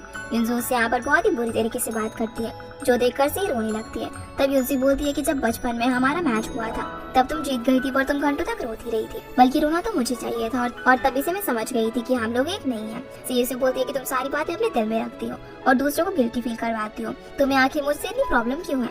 युनसू कहती है कि तुम जीशाओ से दूर रहो, मैं उसे बहुत ज्यादा पसंद करती हूँ, लेकिन वो सिर्फ तुम्हारी फिक्र करता है। जो बात सुनकर सी एकदम टूट जाती है। वो जीशाओ को टेक्स्ट करके बोलती है कि वो युनसू से नहीं मिल पाई तो वो चले जाए और साथ में उसकी फेवरेट स्ट्रॉबेरीज भी लेकर जाए। अगली सुबह जब सी वॉक के लिए जा रही थी तो शो उसे रोकता है क्योंकि उसे उसकी हालत को ठीक नहीं लगती। वो उससे पूछता है कि आखिर उसे हुआ क्या है। तब सी बताती है कि वो सारी रात रो रही थी और बोलती है कि मैं दूसरों की फीलिंग फील कर सकती हूँ और मैं अपनों को ही नहीं समझ पाती। जिस पर शो उससे पूछता है कि क्या किसी ने उसे कुछ कहा, लेकिन इस बात का वो कोई जवाब नहीं देती और वॉक करने के लिए जाने लगती है। शो उसे रोककर बोलता है कि अभी बहुत ही डेंजरस है बाहर जाना, पर सी बोलती है कि कॉन्ट्रैक्ट में लिखा है कि हम हमारी प्राइवेट लाइफ की रिस्पेक्ट करेंगे, और ये कह के वो बाहर चली जाती है। अब जब वो जॉगिंग कर रही थी तब उसके पीछे शो भी आ जाते हैं। सी उसे बोलती है कि आप भला ऐसे क्यों कर रहे हैं, पर वो सी को बिल्कुल भी पेन नहीं होने देना चाहता था। तभी एक स्कूटी पीछे से आती है और सी को लगने वाली थी। अब शो यहाँ पर उसे बचा तो लेता है, लेकिन सी का पैर मुड़ जाता है। शो अब उसके पैर को टच करता है और बोलता है कि तुम्हें मोच चाहिए, पर सी को ऐसा कुछ भी आइडिया नहीं था। शो अब उसे कंधे पर उठाकर ले जाने लगता है और क्योंकि सी को भूख लग रही थी तो वो एक शॉप के पास रुककर खाने का सामान लेते हैं और मिल्क भी लेते हैं। घर पहुंचकर अब जब ये लोग खा रहे थे तो सी मिल्क शो को दे देती है और बोलती है कि मुझे मिल्क पसंद नहीं है। फिर वो उससे बोलती है कि आखिर तुम खुश क्यों हो। जो बात सुनकर शो फ्लैशबैक में याद करने लगता है कि जब उसकी मम्मी उसे मिल्क दिया करती थी। प्रेजेंट में अब वो उसे जल्दी खाने के लिए बोलता है और पैनिक करने लगता है, जो देखकर सी समझ नहीं पाती कि आखिर ये भला ऐसे क्यों बिहेव कर रहा है। इसके बाद यंशिन, शो और सी हेली उसे मिलने के लिए चाहते हैं, जहाँ पर शू सी को भारी रुकने के लिए बोलते हैं क्योंकि हेली थोड़ा सा सन की किस्म का आदमी था और वो अपने घर वालों को भी अच्छे से ट्रीट नहीं करता था। सी को अब यहाँ पर मिस्टर वू की बात याद आती है कि अब वो हेज ग्रुप के अगेंस्ट वर्क करेगी, इसीलिए अब सी अपना पैर जोर से दीवार में मारती है, जिसका पेन शो को फील होता है। अब क्योंकि उसे डर था कि उसे और कहीं ना लग जाए, इसलिए वो उसे अपने साथ अंदर तो ले जाता है, लेकिन जहाँ पर मीटिंग होने वाली थी वो उसे वहाँ पर नहीं ले जाता, इसलिए सी को बाहर ही रुकना पड़ता है। सीन अब युनसू पर आता है जो कि प्रैक्टिस कर रही थी और जीशाओ से मिलने के लिए आता है, जो कि अपने साथ उसके लिए स्ट्रॉबेरी भी लेकर आया था। ये देखकर युनसू काफी ज्यादा खुश हो जाती है और जीशाओ को खिलाने लगती है। वो उससे माफी मांगता है कि वो उसकी हेल्प करने के लिए नहीं आ पाया क्योंकि वो अपने कुछ काम में बिजी था, पर युनसू उसे माफ कर देती। फिर हम सी को देखते हैं जो कि अंदर क्या बात हो रही है सुनने का ट्राई कर रही थी। इधर हेली शू को बहुत ज्यादा बुरी तरीके से ट्रीट कर रहा था। वो बोलता है कि तुम्हारे फेस पे तो कोई एक्सप्रेशन ही नहीं है, इसका मतलब ये है कि या तो तुम बहुत ज्यादा समझदार हो, नहीं तो एकदम बेवकूफ। जो सुनकर सी को बहुत ज्यादा गुस्सा फील होता है और वो सोचती है कि आखिर अंदर ऐसी क्या बात हो रही है, जो कि शू को बहुत ज्यादा गुस्सा आ गया। हेली उसे बोलता है कि मिस्टर वू या फिर उसमें से जो भी उसे ज्यादा पैसे देगा वो उसकी कंपनी के साथ ही कॉन्ट्रैक्ट साइन करेगा। अब इधर वो बाहर आ जाते हैं, जहाँ पर सीन दोनों से पूछती है कि मीटिंग कैसी हुई, तो यंशिन बोलता है कि वो कुछ ज्यादा अच्छी नहीं थी। अब ये लोग जब कार में थे तब सी उससे पूछती है कि क्या हेली ने तुम्हें ऐसा कुछ बोला जिससे कि तुम्हें गुस्सा आया हो। इस पर यंशिन बोलता है कि तुम्हें कैसे पता कि वो गुस्सा है, पर सी यहाँ पर बात को किस तरीके से घुमा देती है। शू बोलता है कि हेली खुद को बहुत ज्यादा स्मार्ट और दूसरों को नीचे दिखाता है, उसको अपनी तरफ करने के लिए उसको कुछ पसंदीदा चीज के बारे में पता करना है और उसी से हमारी हेल्प होगी। ये सारी बातें सी रिकॉर्ड कर लेती है और मिस्टर वो को सेंड कर देती है। इसके बाद सी जब कार में थी तो वो काफी ज्यादा परेशान होती है क्योंकि उसे शू के अगेंस्ट नहीं जाना था। शू भी यहाँ पर उससे पूछता है कि वो इतना चुप क्यों है, तो सी बोलती है कि मुझे बुरा लगता है कि आपकी फीलिंग जो कि प्राइवेट है वो मुझे पता लग रही है। शू से यहाँ पर समझाता भी है, पर सी को बहुत ही बुरा लग रहा था क्योंकि उसने शू के अगेंस्ट मिस्टर वू को इन्फॉर्मेशन दी थी। अब जब ये लोग कार से घर लौट रहे थे तब सी कार रोकने के लिए बोलती है क्योंकि उसे प्लांट बाय करना था जिसे वहाँ पर एक ओल्ड लेडी बेच रही थी। शू से मना करता है पर सी नहीं मानती, पर तभी शू को सी की बात याद आती है कि ओल्ड लोग कैसे अपना घर चलाने के लिए कितनी मेहनत करते हैं। इससे वो मान जाता है और सी ओल्ड लेडी से एक बहुत ही सूखा प्लांट लेती है। शू बोलते है कि ये घर जाते जाते ही मर जाएगा, तुम आखिर इसे क्यों खरीद रही हो। सी बोलती है कि ये प्लांट कोई नहीं खरीदेगा और इनका लॉस होगा, इसीलिए मैं इस प्लांट को ले रही हूँ। जो सुनकर शू बोलता है कि ठीक है तुम्हें जो करना है करो, इसके पैसे मैं दे दूंगा, और कार में बैठ जाता है। घर जाकर सी उस प्लांट को पानी देती है। तब शू बोलते हैं कि ये मर जाएगा, आखिर तुम इसकी इतनी केयर क्यों कर रही हो। पर सी बोलती है कि जब इसे पानी और सनलाइट मिलेगी तो ये अच्छे से ग्रो करेगा, और बताने लग जाते हैं कि जब भी वो बचपन में उदास होती थी तो उसकी मॉम उसे एक ड्रेस में जैस्मिन लगा देती थी। शू को भी याद आता है कि उसकी मम्मी ऐसा ही करती थी, इसलिए वो उस प्लांट को फेंक देने वाला था, पर सी उसे टिकल करती है जिससे कि शू हंसने लगता है। जो देखकर सी उसे बोलती है कि आप तो एकदम मन से हंसे अभी, जिसकी इस बात पर वो भी सोचने लगता है कि क्या मैं सच में अभी हंसा था। सिया वापस उसे टिकल करती है और शू हंसने का ट्राई करता है, लेकिन उसे नहीं होता। इस बीच वो मौका देखकर प्लांट लेकर चली जाती है और बोलती है कि वो इसको अपने रूम के अंदर रख लेगी, जिसके जाने के बाद शू खुद को ही टिकल करके हंसाने का ट्राई करता है। इसके बाद हम जीशाओ को देखते हैं जो कि अपने कलीग को बोलता है कि तुम्हारी कोई गर्लफ्रेंड होगी तो पता चलेगा कि उसके लिए हम कुछ भी कर सकते हैं। तभी वहाँ पर युनसू आती है, जिसे देखकर उसके कलीग को ऐसा लगता है कि युनसू उसकी गर्लफ्रेंड है। जो सुनकर युनसू स्माइल करती है, पर जीशाओ उसे भगा देता है और दोनों डिनर के लिए जाते हैं। इधर सी को मिस्टर वू का कॉल आता है, इसलिए वो उनसे मिलने के लिए जाती है। वहीं जीशा और युनसू डिनर कर रहे थे। तब जीशा उससे एक फाइटिंग शो बनाने के बारे में एडवाइस मांगता है। युनसू बोलती है कि ये सब तुम सी के लिए कर रहे हो ना, जीशो बोलता है कि ये सब मैं मिस्टर ली और कुंगू के बाकी सारे मेंबर्स के लिए कर रहा हूँ ताकि उनका ड्रीम पूरा हो सके, जिस चीज के लिए युनसो भी मान जाती है। वहीं जब सी घर लौटती है तो शू उसका वेट कर रहा था। वो उससे पूछता है कि आखिर तुम कहाँ थी, तो सी बोलती है कि मैं बिस्किट लेने के लिए गई थी। फिर वो उससे ये भी पूछती है कि क्या आपने ढूंढ लिया कि हेली को कैसे मैनेज करना है, पर शू से कुछ नहीं बोलता। अगले दिन सी फिर से मिस्टर वू की बात याद करती है जहाँ पर उसने कहा था कि अगर तुम्हें कुंगू को बचाना है तो उसे मिस्टर वू की हेल्प करनी होगी। तभी वहाँ पर येनशिन आता है जो बोलता है कि हमने जो तरीका निकाला है उसे जरूर हेली मान ही जाएगा, लेकिन वो इससे और ज्यादा कुछ रिवील नहीं करता, जिस वजह से सी के हाथ कुछ भी नहीं लग पाता। वो उसे फिर यहाँ पर उसके लिए कॉफी लाने के लिए बोलता है तो सी भागती हुई शॉप पर जाती है। वहाँ पर सी शॉप और उसे बोलता है कि उसने एक शो अरेंज किया है जिससे कि कुंगू की पॉपुलैरिटी बढ़ेगी और मेंबर्स भी, जिससे तुम्हें शो के साथ नहीं रहना पड़ेगा। जो सब सुनकर वो उसे थैंक्स बोलती है और कॉफी लेकर चली जाती है। फिर हम शो को मीटिंग करता हुआ देखते हैं जहाँ पर येनशिन और एक स्टाफ थी और उनको पता चलता है कि हेली को साइन बहुत ज्यादा पसंद है, तो वो अपने यहाँ पर सीन शोज भी लॉन्च करेंगे जिससे कि उनकी कंपनी को और कॉन्ट्रैक्ट मिलेंगे। सी भी यहाँ पर कॉफी देने के लिए आई थी और उसने सब कुछ सुन लिया। जब मिस्टर वू के आते ही वो उन्हें मैसेज करके सब कुछ बता देती है और मिस्टर वू के आदमी पहले से ही हेली के ऑफिस में थे जहाँ पर उनको शो के आइडिया के बारे में भी पता चल गया था। अब कॉन्ट्रैक्ट उनको ही मिलेगा, लेकिन इधर सी बहुत ज्यादा डरी हुई थी कि अगर शू को पता चल गया कि उसने इन्फॉर्मेशन लीक किया है तो शू उसे मार ही डालेगा। तभी येनशिन और दूसरा स्टाफ हेली के ऑफिस जाने के लिए निकलते हैं। उनको पक्का पता था कि कॉन्ट्रैक्ट उनको ही मिलेगा। शू भी यहाँ पर उनके साथ नहीं चाहता और सी को एक कैफे चलने के लिए बोलते हैं, जहाँ कैफे में जाकर सी बोलती है कि आपको टेंशन हो रही है कि आपको कॉन्ट्रैक्ट मिलेगा या फिर नहीं, जिस पर शू बोलता है कि ये कॉन्ट्रैक्ट मुझे ही मिलेगा, उसकी फिक्र तुम मत करो। और फिर पूछता है कि तुम्हारे एक्स बॉयफ्रेंड ने एक बॉक्सिंग शो प्लान किया है, वो भी फीमेल के लिए, तो क्या वो ये सब तुम्हारे लिए कर रहा है। सी बोलती है कि आखिर मुझे क्या पता कि उसे भी बॉक्सिंग पसंद है। उसी वक्त शू को येनशिन का कॉल आता है जहाँ पर वो उसे बताता है कि हम लोग लेट हो गए और ये कॉन्ट्रैक्ट हार गए हैं, जो बात सी भी सुन लेती है।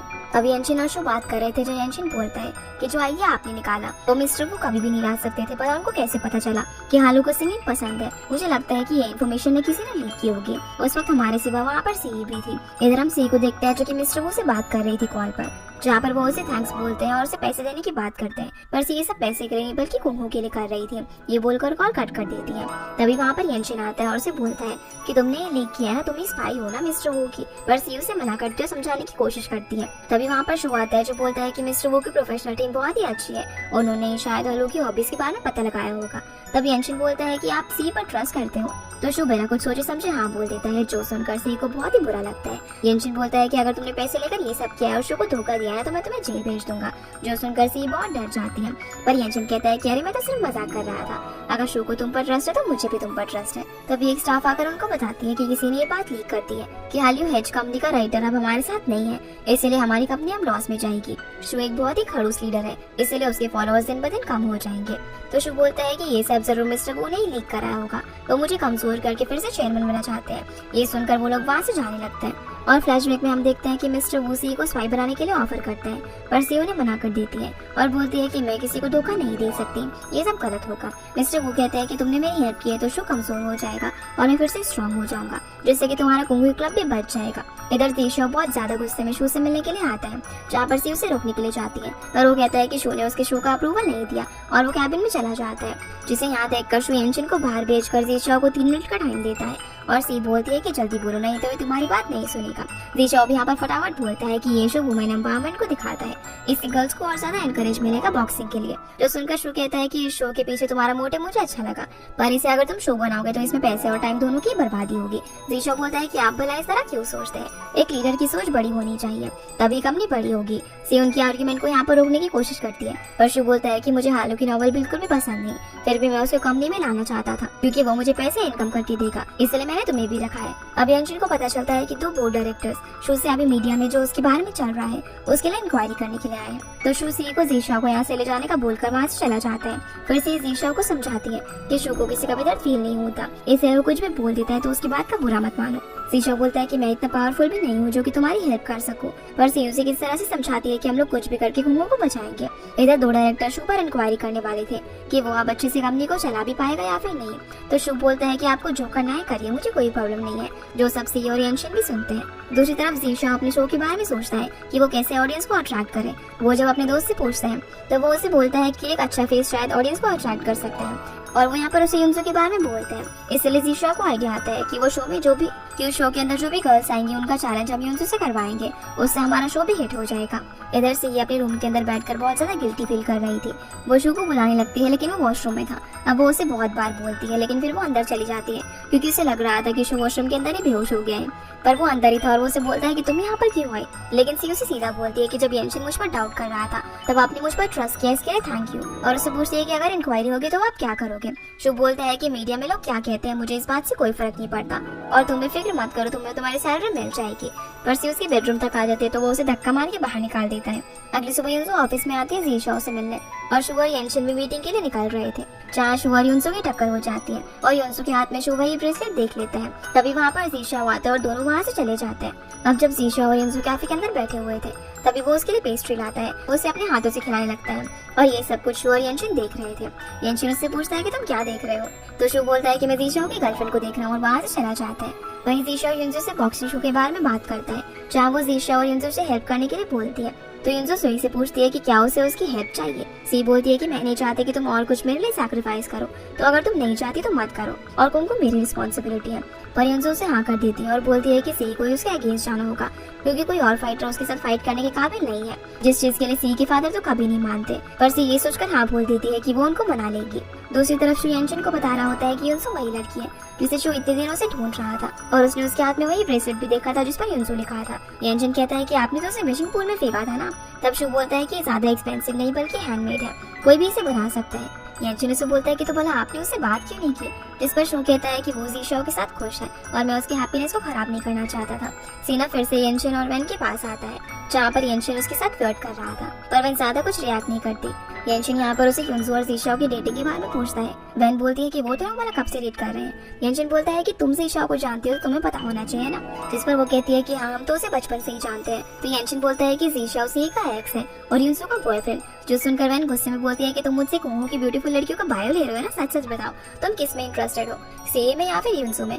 तो येनशिन बोलता है कि नहीं नहीं मैं तो अपने फ्रेंड के लिए पूछ रहा था और फिर बोलता है कि तुम जेलस क्यों हो रही हो, जिसके लिए वान तो मना कर देती है पर येनशिन उसे टीज करने लगता है। इधर सी अपने डैड के पास जाकर उनसे बॉक्सिंग के लिए परमिशन मांगती है, लेकिन वो उस पर बहुत ज्यादा गुस्सा करता है और उसे बोलता है कि तुम इन सब से दूर रहो, शादी करो, अपने लिए कोई लड़का देखो और सेटल हो जाओ। जो सुनकर उसे बहुत ज्यादा बुरा लगता है और रास्ते में जाते जाते उसको सारी बातें याद आ रही थी कि कैसे वो कुंगू को बचाने के लिए सब कुछ कर रही है, लेकिन ये सब कुछ करके भी कोई फायदा नहीं हो रहा। अब जब वो शो के घर पर आती है तो वो टीवी पर युनसो का इंटरव्यू देख रहा था। सी उससे पूछती है कि आपको तो ये सब अच्छा नहीं लगता, तो आप भला इस तरह के बॉक्सिंग मैच कैसे देख रहे हो। शु बोलता है कि ये सब मैं युनसो के लिए देख रहा हूँ, वो आपसे मेरे लिए बहुत ज्यादा इंपॉर्टेंट पर्सन है। तो सी को यहाँ पर हैप्पी होने की फीलिंग आती है। वो पूछती है कि क्या आप युनसो की वजह से हैप्पी है, लेकिन वो तो बस टीवी पे युनसो को ही देखे जा रहा था। अगली सुबह जब सी और शु कॉफी पी रहे थे तो वो सी को बोलता है कि क्या तुम रात भर सोई नहीं, इस पर वो हमें जवाब देती है और बोलती है कि ये सब आपकी वजह से। शु बोलता है कि मैंने क्या किया, तो सी कहती है कि कल रात आप हैप्पी थे, सैड थे, एक्साइटेड थे और भला आप इतना कुछ क्यों फील कर रहे थे। शु बोलता है कि क्या ये सब लव है, पर सी कहती है कि मुझे नहीं पता। शु बोलता है कि क्यों तुमने अपने एक्स से लव नहीं किया, जिस पर सी कहती है कि वो तो आपने भी किया होगा। ये सुनकर वो चुप हो जाता है और सी से उसका फोन लेकर ज़ीशाओ को कॉल करने लगता है। सी उसे रोकना चाहती थी पर वो कॉल कर देता है। चावो उसे बोलता है कि वो उससे मिलकर शो के बारे में बात करना चाहता है, इसीलिए वो उसे कैफे में मिलने के लिए बुलाता है, जहाँ पर उसके साथ युनसो भी आई हुई थी। दोनों अब सारी रात प्रोग्राम की तैयारी कर रहे थे। ज़ीशाओ युनसो को यहाँ पर थैंक यू बोलता है और उससे शो से मिलने के लिए भी बोलता है और कहता है कि अगर तुम मेरे साथ चलोगी तो तुम जो भी बोलोगी वो मैं करूंगा, जिसके लिए वो भी मान जाती है। इधर कार में सी और शु ऑफिस जा रहे थे। सी ज़ीशाओ को यहाँ पर मैसेज करके बोलती है कि वो शु को कुछ ना बताए उनके रिलेशन के बारे में। शु उससे पूछता है कि ज़ीशाओ भला कैसा लड़का है, वो युनसो को खुश तो रखेगा ना। जो बात सुनकर वो बहुत ज्यादा इरिटेट होकर बोलती है कि आप बार बार युनसो युनसो क्यों बोल रहे हो। जो सुनकर वो भी उसे खोने लग जाता है। फिर वो थोड़ा सा शांत होकर बोलती है कि ज़ीशाओ अच्छा लड़का है, वो सबकी केयर करता है। शु कहता है कि अच्छा तो फिर तुमने भला उसे क्यों छोड़ा, जिस पर सी कहती है कि अच्छे तो आप भी हो, तो क्या मैं आपके साथ रहूं। ये सुनकर शु बोलता है कि क्या मैं ज़ीशाओ से अच्छा हूँ, पर सी इस बात को इग्नोर कर देती है। अब दोनों कैफे में आते हैं, जहाँ पर सी पहले युनसो को इशारा कर देती है कि वो दोनों एक दूसरे को नहीं चाहते। अब जब बेचारे एक साथ बैठते हैं तब शु सिर्फ यहाँ पर युनसो को ही घूरे जा रहा था। युनसो उससे बोलती है कि भला वो ऐसे क्यों घूर रहा है, तो सी उससे कुछ बोलने के लिए कहती है। तो वो यहाँ पर युनसो के बारे में सारी चीजें बताने लग जाता है कि कब उसे कौन सा अवार्ड मिला है। जो सब सुनकर सभी लोग शॉक हो जाता है कि भला इसे इतना सब कुछ कैसे पता। जहाँ पर शु युनसो से इतना अलग वे में बात कर रहा था, ये देखकर सभी लोग थोड़ा सा शॉक थे। यहाँ युनसो को ज़ीशाओ की सारी बात याद आती है कि मीटिंग के बाद वो उनकी सारी बातें मानेगा। अब इससे पहले कि युनसो उसे शो के लिए पूछती है, वो पहले ही परमिशन दे देता है और उसे बोलता है कि तुम्हारी कोई विश हो तो बोलो, पर युनसो उसे मना कर देती है। और सी को फील होता है कि शु डरा हुआ है और काफी ज्यादा हैप्पी भी है, जिसका रीजन उसे समझ में नहीं आती है। अब शु जैसे ही जाने लगता है तो युनसो उसके पीछे जाकर बोलती है कि क्या आप मेरे फैन हो। शु बोलता है कि एक तरीके से हाँ ही समझो। तो युनसो कहती है कि मैं तुम्हें ऑटोग्राफ दे सकती हूँ, जिसके लिए शु मना करके बोलता है कि अगर तुम्हें कोई भी जरूरत है तो मुझे बताना, और फिर यहाँ से चला जाता है, जिसे देखकर तीनों ही शौक थे। सी उसे बोलती है कि आप जब से पहली बार यूंजू से मिले हो तो आप इतने डरे हुए और खुश क्यों थे, और आप जब बाहर आए तो आप इतने रिलैक्सिंग मूड में हो, ये सब का आखिर मतलब क्या है। पर शू ज्यादा कुछ नहीं बोलता। फिर हम येनशिन को देखते हैं जो कि बॉक्सिंग ग्लव्स लेकर आता है और फोटो क्लिक करके वो सिवान को सेंड करता है, जिसमें वो लिखता है कि आपसे वो उसे प्रोटेक्ट करेगा। इधर सी तो बस शू के बारे में सोच रही थी। तब येनशिन उसके पास आता है और उससे पूछता है कि आखिर तुम इतनी सैड क्यों हो, पर वो उसे कुछ नहीं बोलती। येनशिन उसे बोलता है कि प्लीज तुम मुझे बॉक्सिंग सिखा दो ना, मैं वान को दिखाना चाहता हूँ कि मैं उसे प्रोटेक्ट कर सकता हूँ। सी उसे बोलती है कि तुम तो इतने अच्छे से वान को जानते भी नहीं हो, तो भला उसके लिए सब कुछ क्यों कर रहे हो। येनशिन बोलता है कि मैं 2 साल से सिंगल हूँ और मैं बहुत लोगों से मिला हूँ, पर जब मैंने वान को देखा ना तो मुझे उससे लव एट फर्स्ट साइट हो गया। मेरी हार्ट बीट काफी तेज हो गई थी और अब वो मुझे काफी ज्यादा पसंद है। पर सी उसे बोलती है कि अच्छा एक बात बताओ। अब वो यहाँ पर शू के सिनेरियो को किसी और का एग्जांपल देकर येनशिन से पूछती है कि कोई लड़का किसी लड़की से बहुत ही अच्छे से बात करता है, पर फिर वो उस लड़की की फ्रेंड से काफी अच्छे से बात करने लग जाता है, तो उस पहले वाली लड़की को काफी बुरा लगता है। इसका क्या मतलब हो सकता है। जिस पर येनशिन कहता है कि ये तो लव है, जो फीलिंग तुम्हें पोजेसिव बनाया फिर तुम्हें जेलस करवाए वो लव होता है। और वो यहाँ पर ये भी समझ जाता है कि सी यहाँ पर खुद की बात कर रही है। वो बोलता है कि मतलब तुम शो को पसंद करने लगी हो और तुम जेलस हो कि उसने उनसे इतने अच्छे से बात की। पर सी मना कर देती है कि ऐसा कुछ भी नहीं है, जिस बात को डिनाई कर देती है और बोलती है कि मैं तुम्हें बॉक्सिंग नहीं सिखाऊंगी। लेकिन जब वो उसे रिक्वेस्ट करता है तो मान जाती है। सी फिर भी यही सोच रही थी कि क्या सच में शो को पसंद करने लगी है। अब जब शो कैबिन में था तो सी उसके लिए टी लेकर आती है। वो उससे पूछती है कि क्या वो युनसू को पसंद करता है, पर शो इस बात का कोई भी क्लियरली जवाब नहीं दे पाता। सी उसे बोलती है कि अगर आप उसे पसंद करते हो तो मैं आपको बता दूं कि वो किसी और को पसंद करती है। शो कहता है कि हाँ मुझे पता है कि वो जीशा को पसंद करती है और अगर दोनों साथ में खुश है तो मैं उनके बीच में कभी भी नहीं आने वाला। सी उसे बोलती है कि मुझे ऐसा क्यों फील हो रहा है जैसे कि तुम रोना चाहते हो, और मैं आखिर रो क्यों रहे हो, भला तुम्हें बुरा क्यों लग रहा है। ये बोलकर वो रोने लग जाती है। शो बोलता है कि मुझे बुरा नहीं लग रहा। तब शो कहता है कि तुम एक बात भूल रही हो कि तुम मेरे साथ साथ खुद की भी फीलिंग्स को फील कर सकती हो, तो तुम क्यों रो रही हो। अब यहाँ पर वो उससे पूछने वाला था कि क्या वो उसे पसंद करती है, पर इससे पहले ही सी वहाँ से चली जाती है। अब शो अपने ऑफिस के विंडो से सी को ही देखने लग जाते हैं। तभी येनशिन वहाँ पर आता है और उससे पूछता है कि आपने बॉक्सिंग शो के लिए हाँ कर दिए, जिस पर वो हाँ कहता है। तो येनशिन बोलता है कि ठीक है मैं लीगल चीजों को डन करा देता हूँ, वैसे भी एक स्पोर्ट्स शो है। शो उससे पूछता है कि क्या तुम्हें इससे कोई प्रॉब्लम नहीं है। तो येनशिन बोलता है कि आखिर मुझे क्या प्रॉब्लम होगी, ये शो वुमेन पावर को दिखाता है। शो कहता है कि तुम ये सब वान के लिए कर रहे हो ना। तो येनशिन कहता है कि आप भी तो ये सब सी के लिए कर रहे हो। शो कहता है कि मैं ये सब सी के लिए नहीं बल्कि युनसू के लिए कर रहा हूँ, और शी से मुझे क्या। तो येनशिन बोलता है कि आप एक बात जो कि युनसू ने आपसे बोली थी उसका कर्ज उतार रहे हो। युनसू तो सिर्फ आपके लिए बहाना है, बल्कि ये सब आप सिर्फ सी के लिए कर रहे हो और उसके लिए आपके दिल में फीलिंग्स है। लेकिन शो डिनाई कर देता है और बोलता है कि मेरे मन में उसके लिए कोई भी फीलिंग्स नहीं है। पर येनशिन फिर भी उसे समझाने लग जाता है। अब ऑफिस में जैसे ही मिस्टर वो आते हैं तो उन्हें देखकर सी बहुत ज्यादा घबरा जाती है और उसे रोकने का ट्राई करती है, पर शो वहाँ पर आ जाता है। अब येनशिन, शो और मिस्टर वो आपस में बात कर रहे थे, जहाँ में पता चलता है कि हालियो को भले ही मिस्टर वो ने हायर कर लिया हो, पर उसका कॉपीराइट अभी भी हेज ग्रुप के पास था, जिसके लिए वो यहाँ पर आए थे। पर कॉपीराइट उनके पास ना होने की वजह से वो कुछ भी नहीं कर सकते थे, इसीलिए वो यहाँ से चले जाते हैं। बाहर जाकर वो सी को मैसेज करते हैं और शो की कमजोरियों के बारे में पता लगाने के लिए बोलते हैं। सी फिर अब शो के पास आकर उससे हालियो के बारे में पूछती है, तो वो बताता है कि वो प्रॉब्लम सॉल्व हो गई है। मैंने कहा था ना कि ये सारी प्रॉब्लम का सोल्यूशन मेरे पास है। ये सुनकर सी काफी खुश होती है। अगले सीन में वे वैन जीशा और से डिनर कर रहे थे। जीशा बोलते हैं कि सिर्फ शो करने से कुछ नहीं होगा, हमें युनसू के अगेंस्ट जाने के लिए भी कोई चाहिए। वे बोलती है कि वैन ही अच्छे से कर सकती है, पर वैन बोलती है कि मुझे बैक इंजरी है, इसलिए मैं कॉन्फिडेंट नहीं हूँ। अब सी वो पर्सन थी जो कि सब कर सकती थी, पर वो अपने डैड के अगेंस्ट नहीं जाना चाहते थे। जीशा तब यहाँ पर एक आइडिया देता है कि तुम मास्क पहन कर जाओ, इससे शो में बहुत अच्छा रिस्पॉन्स मिलेगा, लोग तुम्हारी आइडेंटिटी जानना चाहेंगे और आइडिया सबको पसंद आता है। जिसके बाद हम देखते हैं कि युनसू का फोटोशूट हो रहा था, जहाँ पर शो सी से युनसू के लिए बहुत ज्यादा काम करवाता है। वो उसे एक चेयर लाकर रखने के लिए बोलता है जिस पर वो रेस्ट कर सके, पर जब वो उसे लाती है तो एक स्टैंड उसके पैर पर गिर जाता है, जिससे शो को पेन होने लग जाता है। सी अब उसके पास आती है तो शो उस पर गुस्सा करने लगता है, पर जीशा शो के पास आकर बोलता है कि सी को भी तो चोट लगी है, आपको उसकी कोई केयर नहीं है, और सी को वहाँ से लेकर चला जाता है, जो चीज युनसू भी देख रही थी। येनशिन फिर शो को बोलता है कि एक आइडिया है जिससे कि आप जान सकते हैं कि आप किसे पसंद करते हो, और बोलता है कि जब भी मौका हो उन दोनों से फिजिकल टच बनाने की कोशिश कीजिए, जैसे कि हग करना या फिर हाथ पकड़ना, और ऐसा करने से जिसके साथ भी आपकी हार्ट बीट तेज हो जाती है, उसी से आप प्यार करते हो। शो बोलता है कि मुझे हार्ट बीट फील ही नहीं होती, तो येनशिन उससे अपनी वॉच देता है जिससे कि उसकी हार्ट बीट कैलकुलेट हो सके। येनशिन फिर सी के पास आकर उसे पूछता है कि क्या वो ठीक है। सी कहती है कि भला लड़कों को युनसू जैसी लड़की क्यों पसंद है। येनशिन बोलता है कि लड़कियों को ऐसी लड़कियां पसंद होती है जो हिम्मत वाली और सॉफ्ट हार्टेड और खूबसूरत हो। सी बोलती है कि हिम्मत मतलब स्ट्रॉन्ग और मैं उससे ज्यादा स्ट्रॉन्ग हूँ, पर बाकी सब कुछ थोड़ा सा कम है। जिस पर येनशिन कहता है कि क्या तुम जेलस हो रहे हो, पर सी मना कर देती है। सी को एक मैसेज आता है जिसमें लिखा हुआ था कि कल से उसकी प्रैक्टिस शुरू होगी और फिर अगर उसे चोट लगेगी तो उसका पेन शो को होगा। सी अब यहाँ से जाकर अपने लिए बहुत सारी मेडिसिन लेकर आती है, जिसे देखकर शो उससे पूछता है कि आखिर वो क्या कर रही है, पर वो उस बॉक्स को छुपाने लग जाती है। शो उसके क्लोज आकर उसके पीछे उस बॉक्स को देख लेता है। सी उसे बोलती है कि आप मेरे बहुत ज्यादा क्लोज आ गए हो, तो शू वहाँ से हट जाता है और बोलता है कि तुम इतनी सारी मेडिसिन क्यों लाई हो। तो उसी से झूठ बोल देती है कि शॉप में डिस्काउंट लगा हुआ था इसीलिए लेकर आ गई और ये वैसे भी काम आएंगी। पर उसकी हार्ट बीट यहाँ पर बहुत ज्यादा फास्ट हो गई थी। शू बोलता है कि तुम्हें कुछ फील हो रहा है ना, पर सी मना कर देती है। लेकिन जैसे ही शू वॉच में देखता है तो उसकी हार्ट बीट काफी फास्ट हो गई थी। सी फिर यहाँ पर अब उसे बोलती है कि कुछ दिनों बाद तो मेरे पीरियड्स आने वाले हैं, इसलिए आप एक हफ्ते के लिए रेस्ट करो। ये सुनकर शू बहुत ज्यादा डर जाता है। वो यंशन को कॉल करता है जो कि जिम में था और उसे बोलता है कि मुझे पीरियड्स के लिए मेडिसिन चाहिए क्योंकि वो सी को आने वाले हैं।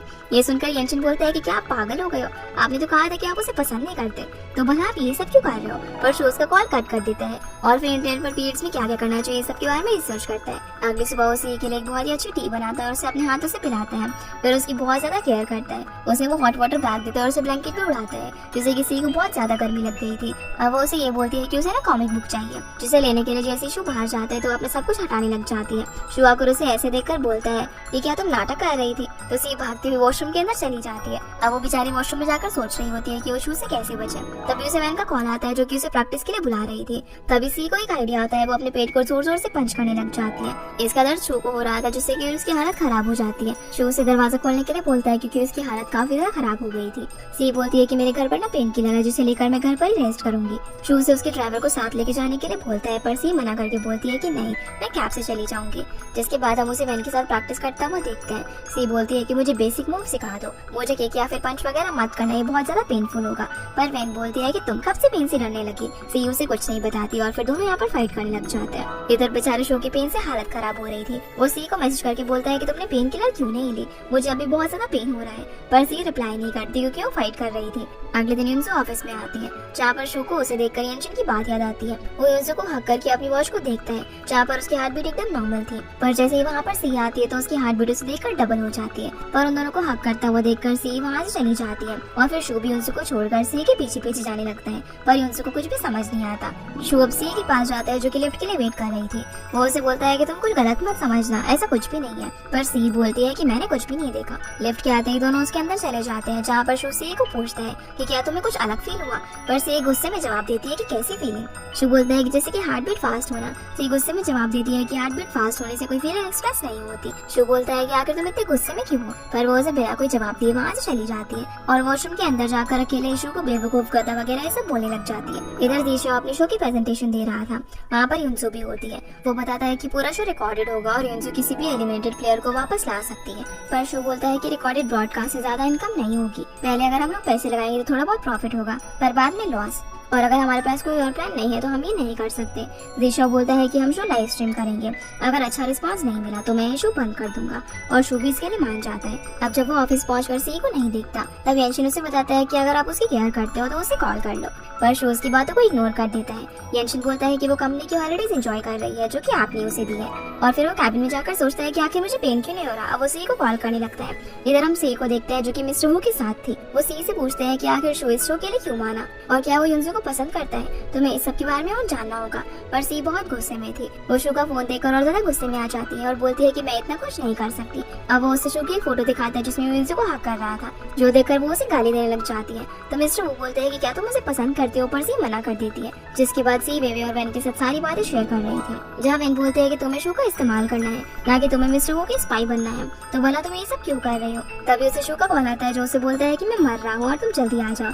सी अब भागती है उसके पास आकर उसे चेक करने लग जाती है, पर उसे कुछ भी नहीं हुआ था। ये देखकर वो बोलती है कि आप तो बिल्कुल ठीक हो, तो भला आपने मुझे क्यों बुलाया। तो शो से खाना बनाने के लिए बोलता है, जो सुनकर वो भी खुश हो जाती है। जिसके बाद हम सी और युनसो को देखते हैं, जहाँ वो युनसो के कहने पर उसे लाइब्रेरी लेकर जाता है। फिर हम सी और शो को देखते हैं जो कि बस स्टॉप पर बस का वेट कर रहे थे और इन दोनों के बीच में ऑकवर्ड साइलेंस था। जैसे ही बस आती है तो सी शो को पकड़कर बस के अंदर चढ़ जाती है, जहाँ पर हम देख पाते हैं कि इन दोनों के बीच में बहुत सारा क्यूट मोमेंट्स होते हैं। बस से उतरते शो से बोलता है कि हम लोग कार से भी तो जा सकते थे, पर सी उसे मना कर देती है और बोलती है कि हर बात का कोई ना कोई लॉजिक होता है। फिर ये दोनों एक रेस्टोरेंट में आते हैं, जहाँ पर इन रास्ते में युनसो और जीशो मिल जाते हैं।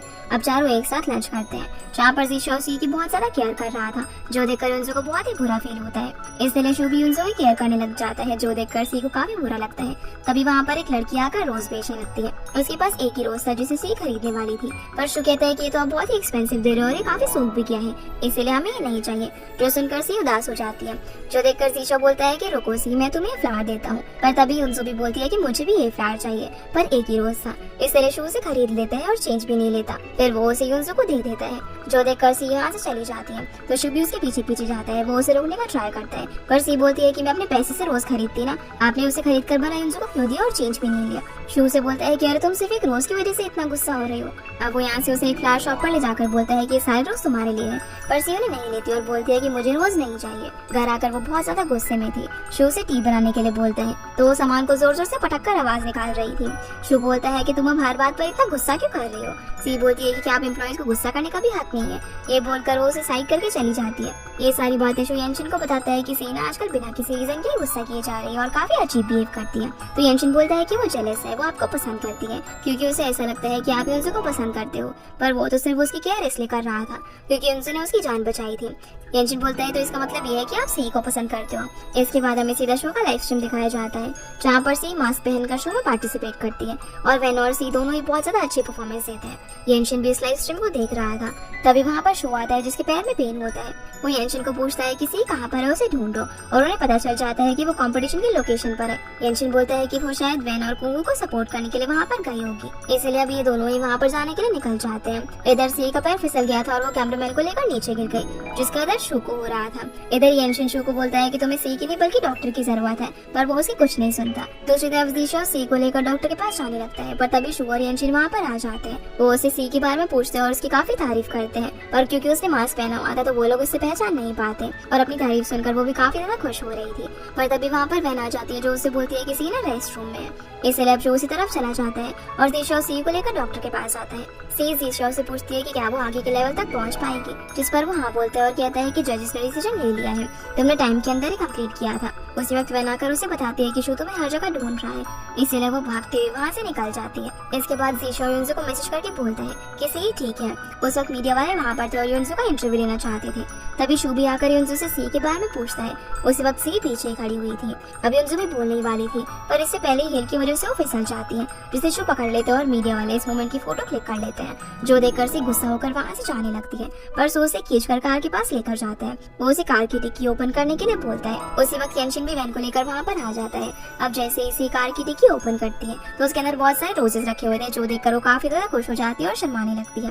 वैन येनशिन से पूछती है कि आखिर ये दोनों ये सब क्यों कर रहे हैं, क्या ये दोनों एक दूसरे को पसंद करते हैं। तब येनशिन हाँ बोलता है, जिसके बाद सी घर के अंदर अपनी परफॉर्मेंस देख रही थी। शू आकर बोलता है कि मास्क वाली लड़की बहुत ज्यादा रूड है, मैं जीशा से बोलकर इसे निकलवा दूंगा। पर सी बोलती है कि क्यों स्ट्रॉन्ग है और अच्छी है और तुम भला इसके पीछे क्यों पड़े हो। शू से कहता है कि तुम भला उसके लिए इतना स्टैंड क्यों ले रही हो, जिस बात का वो कोई भी जवाब नहीं दे पाती। शू फिर उसे बोलता है कि तुम ये बताओ कि आखिर तुमने आज क्या किया है, क्योंकि मुझे बहुत ज्यादा थकान फील हो रही है। सी घबराकर बोलती है कि आज तो दो प्लेयर्स के बीच में फाइट हो गई थी, मैं और रुपाने के लिए गई थी, जिस बीच मुझे भी चोट लग गई। जो सुनकर वो उसे इन सब से दूर रहने के लिए बोलता है। शू से पूछती है कि क्या आपको मेरी फिक्र है, तो शू बोलता है कि नहीं, मुझे खुद की फिक्र है। तब अगले दिन शो का प्रीमियर प्रोग्राम दिखाया जाता है, जहाँ पर बहुत सारे मीडिया आए हुए थे और सभी लोग युनजू के बारे में बात कर रहे थे। युनजू और शू वहाँ पर आते हैं, जहाँ पर युनजू का ड्रेस बार बार उसके पैर में फंस रहा था, इसलिए शू से संभालता है। ये देखकर सी को बहुत ज्यादा बुरा लगता है और मीडिया उनको घेर रही थी। सी अकेले भीड़ को कंट्रोल कर रही थी, पर शोज की तरफ ना देखकर युनजू के साथ बिजी था और फिर प्रोग्राम के दौरान भी वो उसके साथ ही बिजी था। सी जब अकेले खड़ी होती तभी जीशा उसके पास आता है, तो सी उसे बोलती है कि लोग भला युनजू को आखिर क्यों पसंद करते हैं। पर जीशा कहता है कि लोग तो मास्क हीरोइन के भी फैन है, जब तुम मास्क उतारोगी ना तब तुम्हें भी ऐसे अटेंशन मिलेगा। वो फिर उसकी गाल पर हाथ रखकर उसे बोलता है कि तुम ये सब मत देखो, जो चीज शू भी देख लेता है। वो येनशिन को बोलता है कि सी को जीशा के पास नहीं, उसके पास होना चाहिए, वो मेरी बॉडीगार्ड है। इसलिए ये बात येनशिन जाकर उसको बोलता है। अब मीडिया में शू प्रोग्राम के बारे में बताते हैं कि उसने फीमेल पावर के लिए शो ओपन किया है, पर तभी वहाँ पर मिस्टर वू आ जाते हैं और सबके सामने उससे पूछते हैं कि क्या तुमने ये शो युनजू के लिए ओपन किया है और तुम्हारा और युनजू का क्या रिलेशनशिप है जिसके लिए तुम इतना कुछ कर रहे हो। जो सुनकर सारे मीडिया वाले भी उन लोगों को कपल समझ रहे थे, पर शू बोलता है कि हाँ, ये शो युनजू के लिए है, अगर वो नहीं होती तो ये शो भी नहीं होता और मुझे कुछ नहीं बोलना। जो सब कुछ वैन और वेवे भी देख रही थी। वेवे बोलती है कि सब भला इस युनजू को क्यों पसंद करते हैं, अगर उसने गुस्से में आकर सी का मास्क ओपन कर दिया तो क्या होगा। वेवे यहाँ पर बहुत सारी चीजें बोलने लग जाती है, पर वैन उसे शांत करके बोलती है कि ये सब सी भी देख रही होगी, पता नहीं उसकी क्या हालत होगी। इधर प्रोग्राम में शू युनजू को लेकर जा रहा था, पर तभी सी का पैर उसकी ड्रेस पर पड़ जाता है, जिससे वो गिरने वाली थी, लेकिन शू से बचा लेता है। ये देखकर सी वहाँ से चली जाती है। फिर शू, युनसू और येनशिन अब एक रूम में बैठे हुए थे, जहाँ पर युनसू बोलती है कि आप सभी लोग हम लोग को कपल समझ रहे हैं। तो येनशिन कहता है कि ये सब मिस्टर वू की चाल है, पर एक बार अगर हमारा शो हिट हो गया तो सभी लोग ये चीजें भूल जाएंगे। इसी बीच शू को कुछ अजीब फील होता है। वो येनशिन को बोलता है कि जाओ जाके सी को ढूंढो, और अगर वो ड्रिंक कर रही हो तो उसे मेडिसिन दे देना। येनशिन अब किसी तरह सी को ढूंढ लेता है। वो उससे बोलता है कि तुम यहाँ पर अकेले बैठकर ड्रिंक क्यों कर रही हो। सी उससे बोलती है कि शू ना बहुत ज्यादा गलत आदमी है, वो मुझे रोज देता है और युनसू को हक करता है। येनशिन बोलता है कि वो तुम्हें पसंद करता है, लेकिन सी मना करती है। तो येनशिन कहता है कि तुम भी तो उसे पसंद करती हो, देखो तुम जेलस होकर ड्रिंक कर रही हो, पर तुम्हें फिर भी चढ़ नहीं रही है, इसका मतलब कि तुम उसे पसंद करती हो। तुम मेरे साथ घर चलो, मैं रास्ते में तुम्हें बताऊंगा कि शू भी तुम्हें पसंद करता है। इधर युनसू शू को बोलती है कि देखो तुमने फर्स्ट टाइम मुझसे बहुत ही अच्छे से बात की थी, पर मैं किसी और को पसंद करती हूँ। जिस पर शू कहता है कि हाँ मुझे पता है कि तुम ज़ीशाओ को पसंद करती हो, जो बात उसके अलावा बाकी सबको पता है। अब यहाँ पर उसे बताने वाला होता है कि किस तरह उसने उसकी जान बचाई थी, लेकिन उसी वक्त वहाँ पर ज़ीशाओ आ जाता है और युनसू उसके साथ चली जाती है। इधर येनशिन शी को घर लेकर आता है और उसे बोलता है कि शू को जेलस फील होता है जब तुम ज़ीशाओ के साथ थी, तो इसका मतलब वो भी तुम्हें पसंद करता है। जो सुनकर सी बहुत ज्यादा खुश हो जाती है और वो खुद उन सारे मोमेंट्स को याद करने लगती है जब वो शू के साथ थी। लेकिन तभी शू आकर नॉक करता है और सी जो कि ड्रंक थी वो उसके बोलने पर भी दरवाजा नहीं खोलती, पर जैसे शू जाने लगता है तभी दरवाजा ओपन होता है। शू जब अंदर जाता है तो देखता है कि सी एक बहुत ज्यादा रिवीलिंग ड्रेस पहनकर बैठी हुई थी, जो कि उसने खुद कट करके बनाई थी, जिसे इस तरह देखकर वो काफी शॉक हो जाता है। तभी सी उसके पास आकर उसे किस कर देती है। अब अगले दिन सी वेवे और वेन को बताती है कि कैसे उसने शू को किस किया। वेन उसे बोलते है कि तुम इस सब के बारे में भूल जाओ, और अगर तुम उसे लव करने लगी तो तुम कुंग को और खुद को बहुत ज्यादा हर्ट करोगी। दूसरी तरफ शू येनशिन को बताता है तो येनशिन बोलता है कि उसने किस किया, अब मैं उसके ऊपर केस कर दूंगा। पर शू बोलता है कि अरे केस ही तो है, इसमें क्या केस करना। येनशिन बोलता है कि आप तो इतने स्ट्रिक्ट बनते हो, वैसे आपने 1000 एम्प्लॉइज को निकाल दिया, लेकिन जब सी की बात आती है तो आप भला इतने कंफ्यूज क्यों हो जाते हो। आप ही ने तो बोला था कि ये लव नहीं है। रुको जरा, मैं भी सी को बुलाता हूँ। अब जैसे वो सी को कॉल करते हैं तो सी वहाँ से जल्दी से निकल जाती है और शू के घर आती है। येनशिन सी को पानी लाने के लिए बोलता है, पर शू यहाँ पर उसे कुछ बोल ही नहीं पाता। सी जब पानी लेकर आती है तो वो येनशिन को शू से पूछने के लिए बोलती है कि क्या वो आज कहीं बाहर जा रहे हैं, जिस पर येनशिन ना में जवाब देता है। अब ऐसे ये लोग येनशिन के थ्रू बात करने लग जाते हैं। सी पूछती है कि क्या मैं आज के लिए छुट्टी ले सकती हूँ, जिसका जवाब शू ना में देता है। येनशिन बोलता है कि आप लोग भला इस तरीके से क्यों बात कर रहे हो, आपने तो मुझे मैसेंजर बना दिया है, बस एक किसी तो हुआ है ना। जो सुनकर ये दोनों उसे एक साथ बोलते हैं कि क्या तुम पागल हो। तभी सी शू को बोलती है कि आप ये एक्सेप्ट नहीं कर रहे कि आप मुझे पसंद करते हो। आप जब युनसू को हक करते हो तो आपको कोई फीलिंग नहीं होती, पर जब मैं आपके सामने होती तो आपकी हार्ट बीट फास्ट हो जाती है। ये सुनकर शू शॉक होकर बोलता है कि अगर तुम्हें ये सब पता था तो तुमने पहले क्यों नहीं बोला। सी बोलती है कि मैं भला कैसे बोलती। येनशिन कहता है कि देखा सी अपने दिल में कुछ नहीं रखती, अब आप भी बोल दीजिए कि आप उसे पसंद करते हो। तो शू येनशिन को साइड में ले जाकर बोलता है कि मैं सी को सिर्फ इसीलिए लाया हूँ क्योंकि उसका पेन मुझ में शिफ्ट हो गया है। येनशिन बोलता है कि जब वो आपकी आंखों के सामने से थोड़ी देर के लिए गायब हो जाती है ना, तो आप उसे ढूंढने लग जाते हो। क्या आपको ये लव नहीं लगता, और भला ये शिफ्ट कैसे पॉसिबल है। पर शू के जोर देने पर येनशिन को मानना ही पड़ता है कि शू ये सब अपने लिए कर रहा था, ना कि इसीलिए कि वो उसे पसंद करता है। और ये सब सी भी सुन लेती है, इसीलिए वो बोलती है कि अच्छा वो आज आपने सब कुछ क्लियर कर दिया, अब मैं अपनी लिमिट्स याद रखूंगी। ये बोलकर यहाँ से चली जाती है और येनशिन भी उसके पीछे पीछे जाता है। वो उसे बोलता है कि बॉस तुमसे प्यार करते हैं, लेकिन वो ब्रेन वॉश करने में माहिर है, कैसे भला ये पेन वगैरह शिफ्ट हो सकता है। तो सी बोलती है कि ये सब सच है, मैं उनकी इमोशंस फील कर सकती हूँ। येनशिन कहता है कि अच्छा तो तुम बताओ कि क्या तुम उसे पसंद करती हो। तो सी बोलती है कि वो फर्स्ट पर्सन है जिसने मेरी इतनी केयर की है, मुझे जिंजर टी बना के दिया, मुझे बस के अंदर सीट दी, तो इस सब को क्या मैं लव समझूं। इसी के साथ ये एपिसोड यहीं पर खत्म हो जाता है। तो गाइस ये थी आज की वीडियो, एंड आई होप आप लोगों को ये वीडियो पसंद आई होगी, तो इस वीडियो को लाइक कर चैनल को सब्सक्राइब जरूर कीजिएगा। आपसे फिर मिलते हैं अगले एपिसोड में, तब तक के लिए गुड बाय।